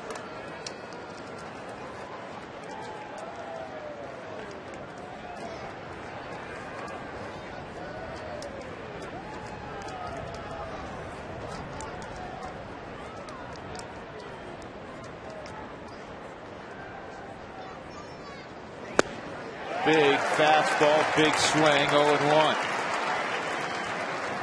Let's take a look at the Amica hit zone on Matt Kemp. It's not how you're covered, it's how you're treated. Matt Kemp with a lot of power. He's hit 22 home runs. Well, you can see right out here, boys, this is where you want to go with him, and that's exactly where they went with that first pitch. Outside corner and down.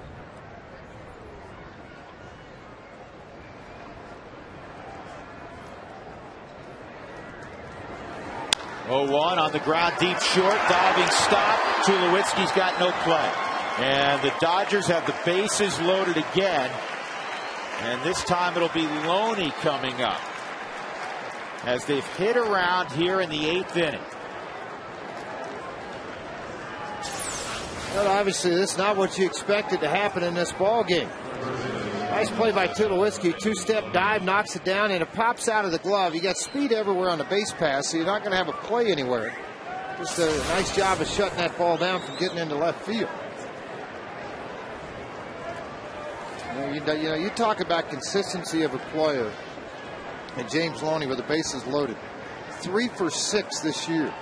Or excuse me, 6 for 12 this year with the bases loaded. And he's hitting about 300, just under that against left-handed pitching.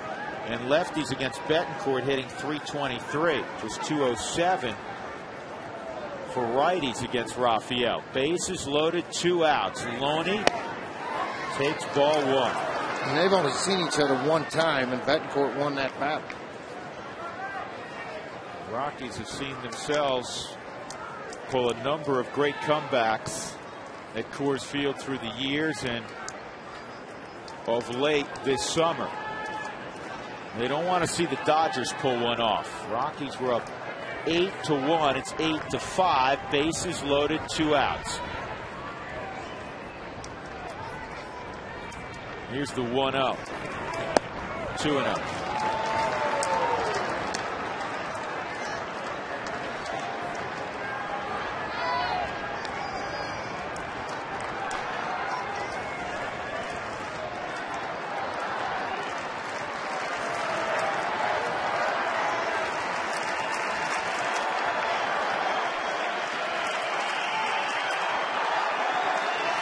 Sednick, Terrio, and Kemp all can run. Rockies playing very, very deep. No doubles type of defense. Trying to keep that tying run from scoring, but Betancourt has misfired 3 times.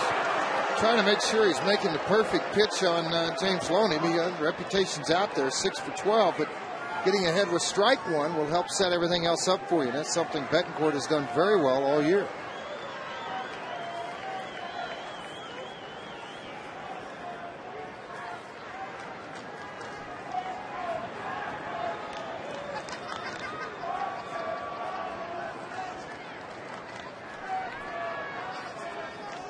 Here's the 3-0.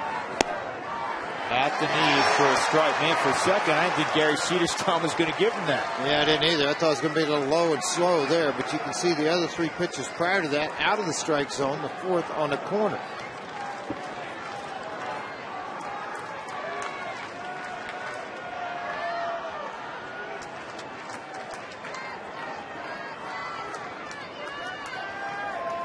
Power against power. You're going to see a fastball, you got to believe, and Loney at the plate, a good fastball hitter.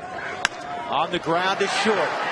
Tulowitzki, he's got to go to first now. Young was late getting to the bag, and Troy had to regather himself and go to first. Fortunately, he got it there with that strong arm in plenty of time.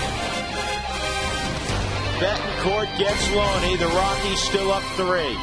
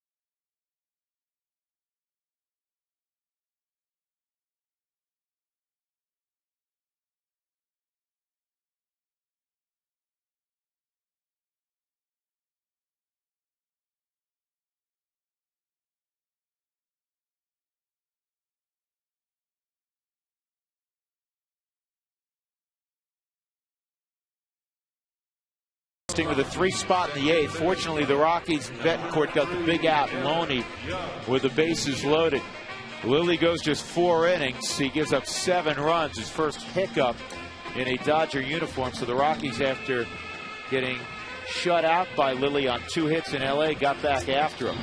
That's our Comcast game summary. Ronnie Belliard's in at first base. As we go to the bottom of the 8th inning, Octavio Dotel, first look at him this series. Rockies saw him in L.A. Yeah, saw him over a little bit in Pittsburgh, too. You see the numbers here. 53rd appearance for him to make. Save opportunities. They got him because of the struggles of Broxton and what was going on with him. And then they've used Quo. They've used a few guys coming out of that bullpen.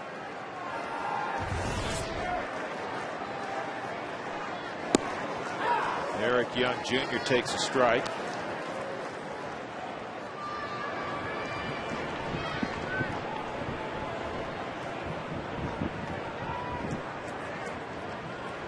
Houston Street. 1 ball, 1 strike.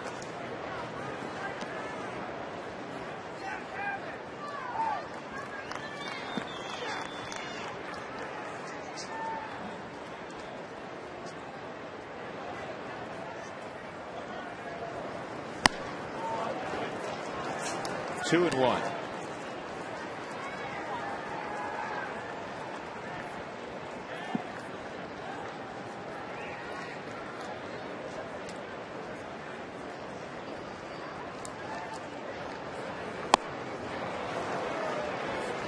Two balls, 2 strikes on Ewott. Looking for his first knock today. The only position player without a hit. In fact, the only player in the Rockies lineup without a hit, because Jason Hammel, the starting pitcher, had 2. Fowler on deck, and then Gonzalez.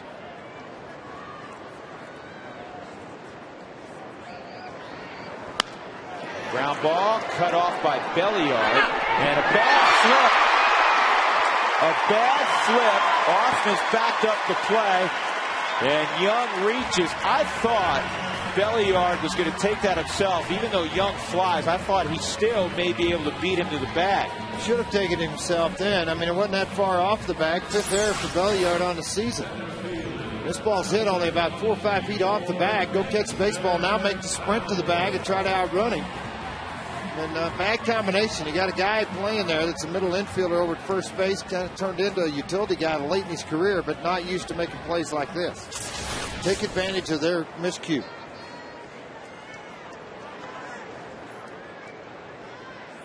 If the Rockies could build a 4-run lead again. Belliard, most of his career a middle infielder. With the Dodgers, he's played over at first.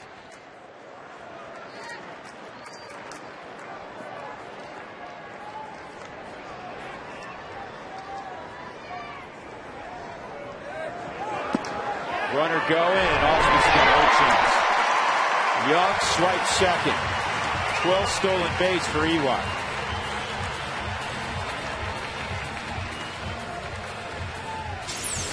Big jump, huge jump off of Dotel, threw across the body, and a good throw by Osmus. I mean, he got rid of it, got it down to second base. Everything that time's on Dotel.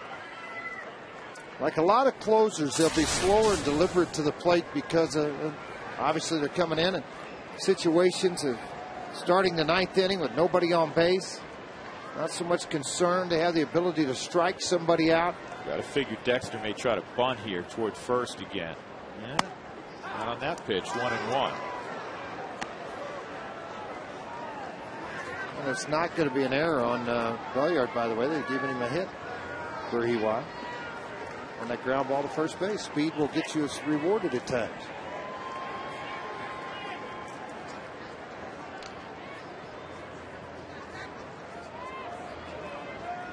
Here's the bunt attempt. Fouled off.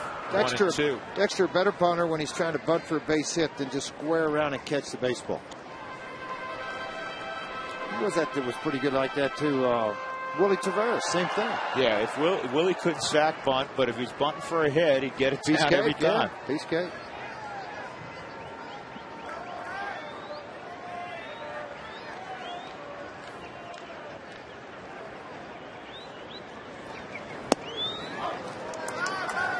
Two and 2. Fowler, a 2-run triple back in the 4th. Dexter hitting over 300 with runners in scoring position. Gonzalez on deck.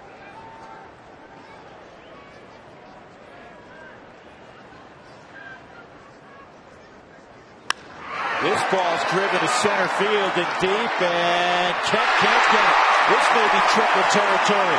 Dexter flying around second. He'll have another three-bagger. Young scores the Rockies' 9th run.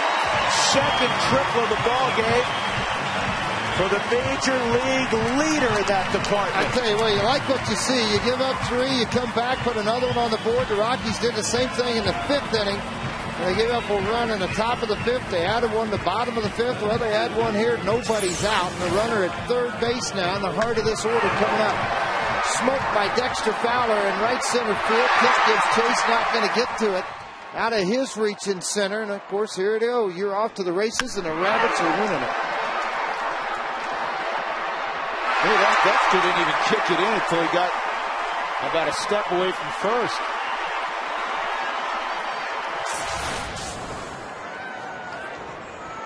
Now Gonzalez, who already has 3 RBIs, infield halfway.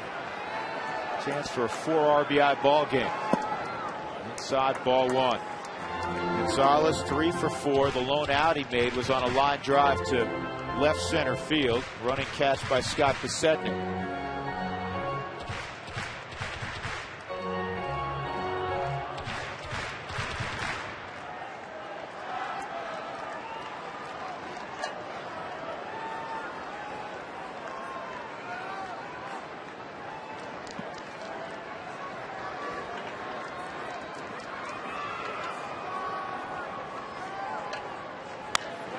This will get the job done. Center field for Kemp. And Dexter Fowler will trot home. It's a 4 RBI ball game for Carlos Gonzalez. His 90th RBI of the season. And the Rockies have a 5-run lead. And that'll make Jim Tracy a little more relaxed in that Rockies dugout. No question it will. I mean, all the players, you see EY, the 2 Rabbits and Fowler talking about it. 5s from Giambi and everyone else. Good day at the yard, huh?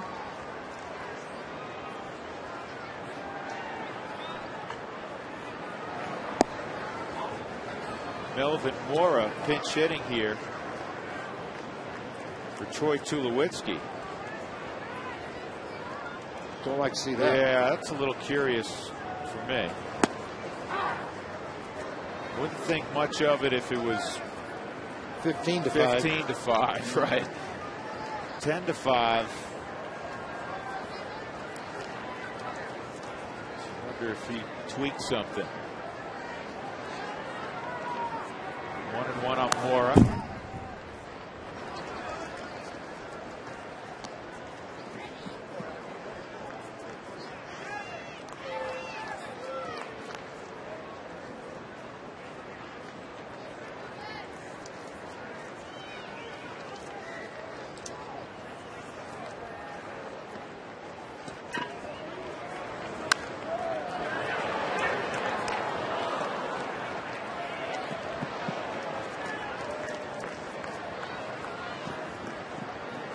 Gonzalez earlier this year had a 5 RBI ball game, but for Little Pony, it's his first 4 RBI game of the year. 29 home runs, 90 ribbies, pulled down the line, stayed fair. It's a foul ball. Nora flirting with a home run. So tomorrow morning, when you wake up and check your Monday paper, the National League leader in hitting will be Carlos Gonzalez at 326. He'll have 29 home runs and 90 RBIs.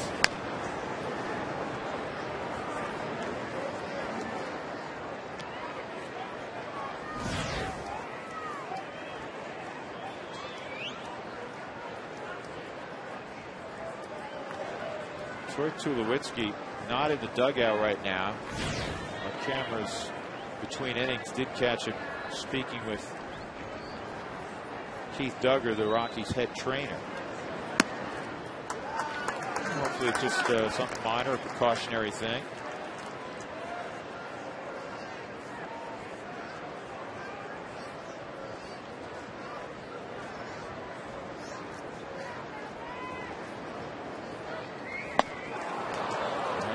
Herrera's gone.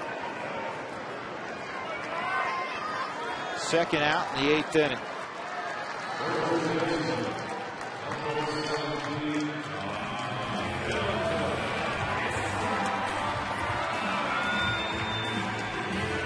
I'll bring up Helt. RBI leaders in the National League pools began the day at 95. Joey Votto at 92. So Gonzalez will settle in right behind them with 90. Home run leaders, Pujols with 35. Votto's got 32. Adam Dunn 32. Mark Reynolds, Dan Ugla, and Carlos Gonzalez with 29. 1-1 on Helt.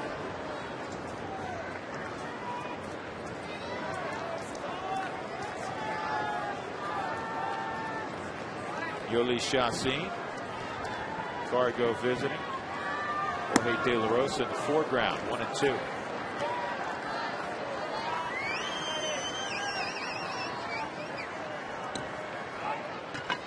The Rockies will move Herrera to short, Mora to third in the 9th inning. Ground ball to first. Gilliard's going to try this throw again. Yep, they did a little better that time. Rockies come up with 2 runs. That was a big counterpunch after the Dodgers had rallied for 3 in the top half of the 8th inning. Young and Fowler igniting the rally. 10-5 Rockies as we go to the 9th.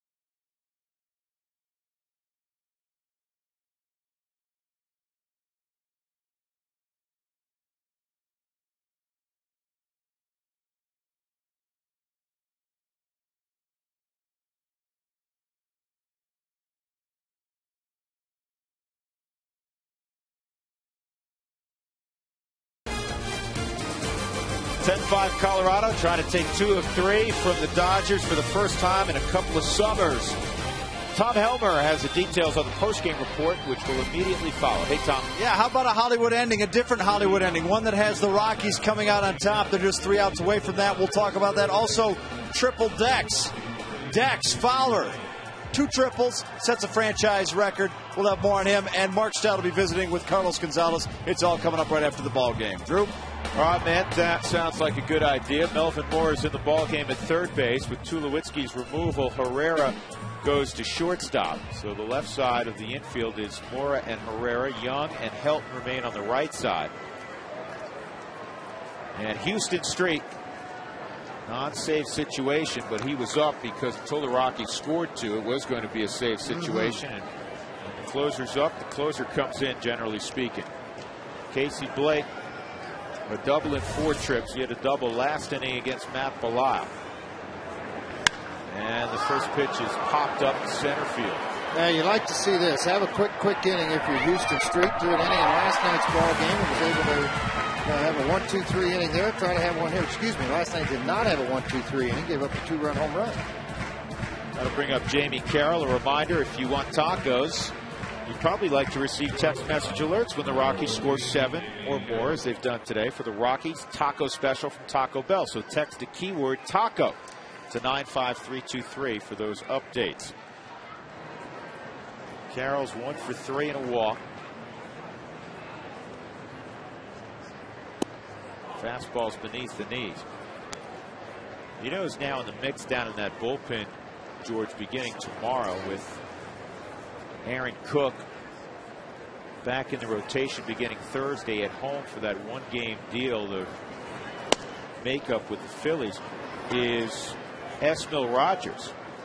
And Esmil has done a good job working out of the bullpen for the Rockies earlier this season. I like his stuff. I like the ability to come in and just blow you away at 95, 96 miles an hour and just get after it. Yeah, that's what I like about him, and he's got that disappearing breaking ball. And again, you're not exposed that second time through. You're out there for one inning and done and out of there, and I think it will benefit him, obviously. The Rockies are going to need him. They've obviously been thinned out in the bullpen because of injuries. It's an easy play for Melvin Mora. Taylor Buckhurst, by the way, is also out on a rehab in Fresno right now. Going to throw an inning there and then head back to meet the Rockies at San Francisco. 2 outs, nobody out. Brad Ausmus at the plate. You know, coming into this ball game today, you know, the Rockies just 4-7 against the Dodgers, but they had lost 3 one-run games and 2 two-run games to LA this year. Jim Tracy knows all of those numbers. No smile until the Rockies can put away the final out here of the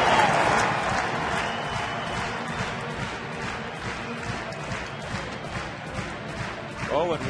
0-1, and what would this be about? Inetta didn't like the pitch or the reaction or the look on Street's face, and he went out there to double check him and look at him real quickly. And Keith Duggar got on that top step in a hurry, and he just told Inetta, "I'm okay." You know, catchers know their pitchers, and when they see something kind of funny happen, well, they're real quick to wonder what it is. 0-2 on a 91-mile-an-hour sinking fastball. Crowd standing. Again, another great crowd at Coors Field. 38,000+ on a sun-drenched Sunday afternoon. Here's the 0-2, and it's fouled off.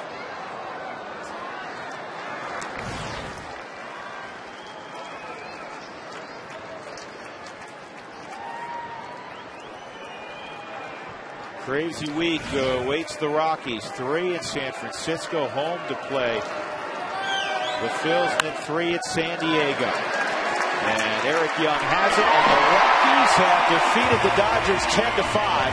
And Colorado has won a series against their nemesis, LA, for the first time in more than 10 series. You have to go back to the summer of 2008, believe it or not, the last time Colorado took a series from LA. Carlos Gonzalez in the middle of everything again. He drove in 4. These are Jim John's delivery of the game. Well, he had a single, then he launched a solo home run, and then his next time up, he launched a 2-run home run to the second deck. And late in the game, he added a sac fly. What a season for Carlos Gonzalez. He just keeps getting better and better, leading the Rockies offense today. Good work from Jason Hammel. He picks off his 9th win today. Ted Lilly, his first loss in a Dodger uniform. Stick around. The postgame report's next.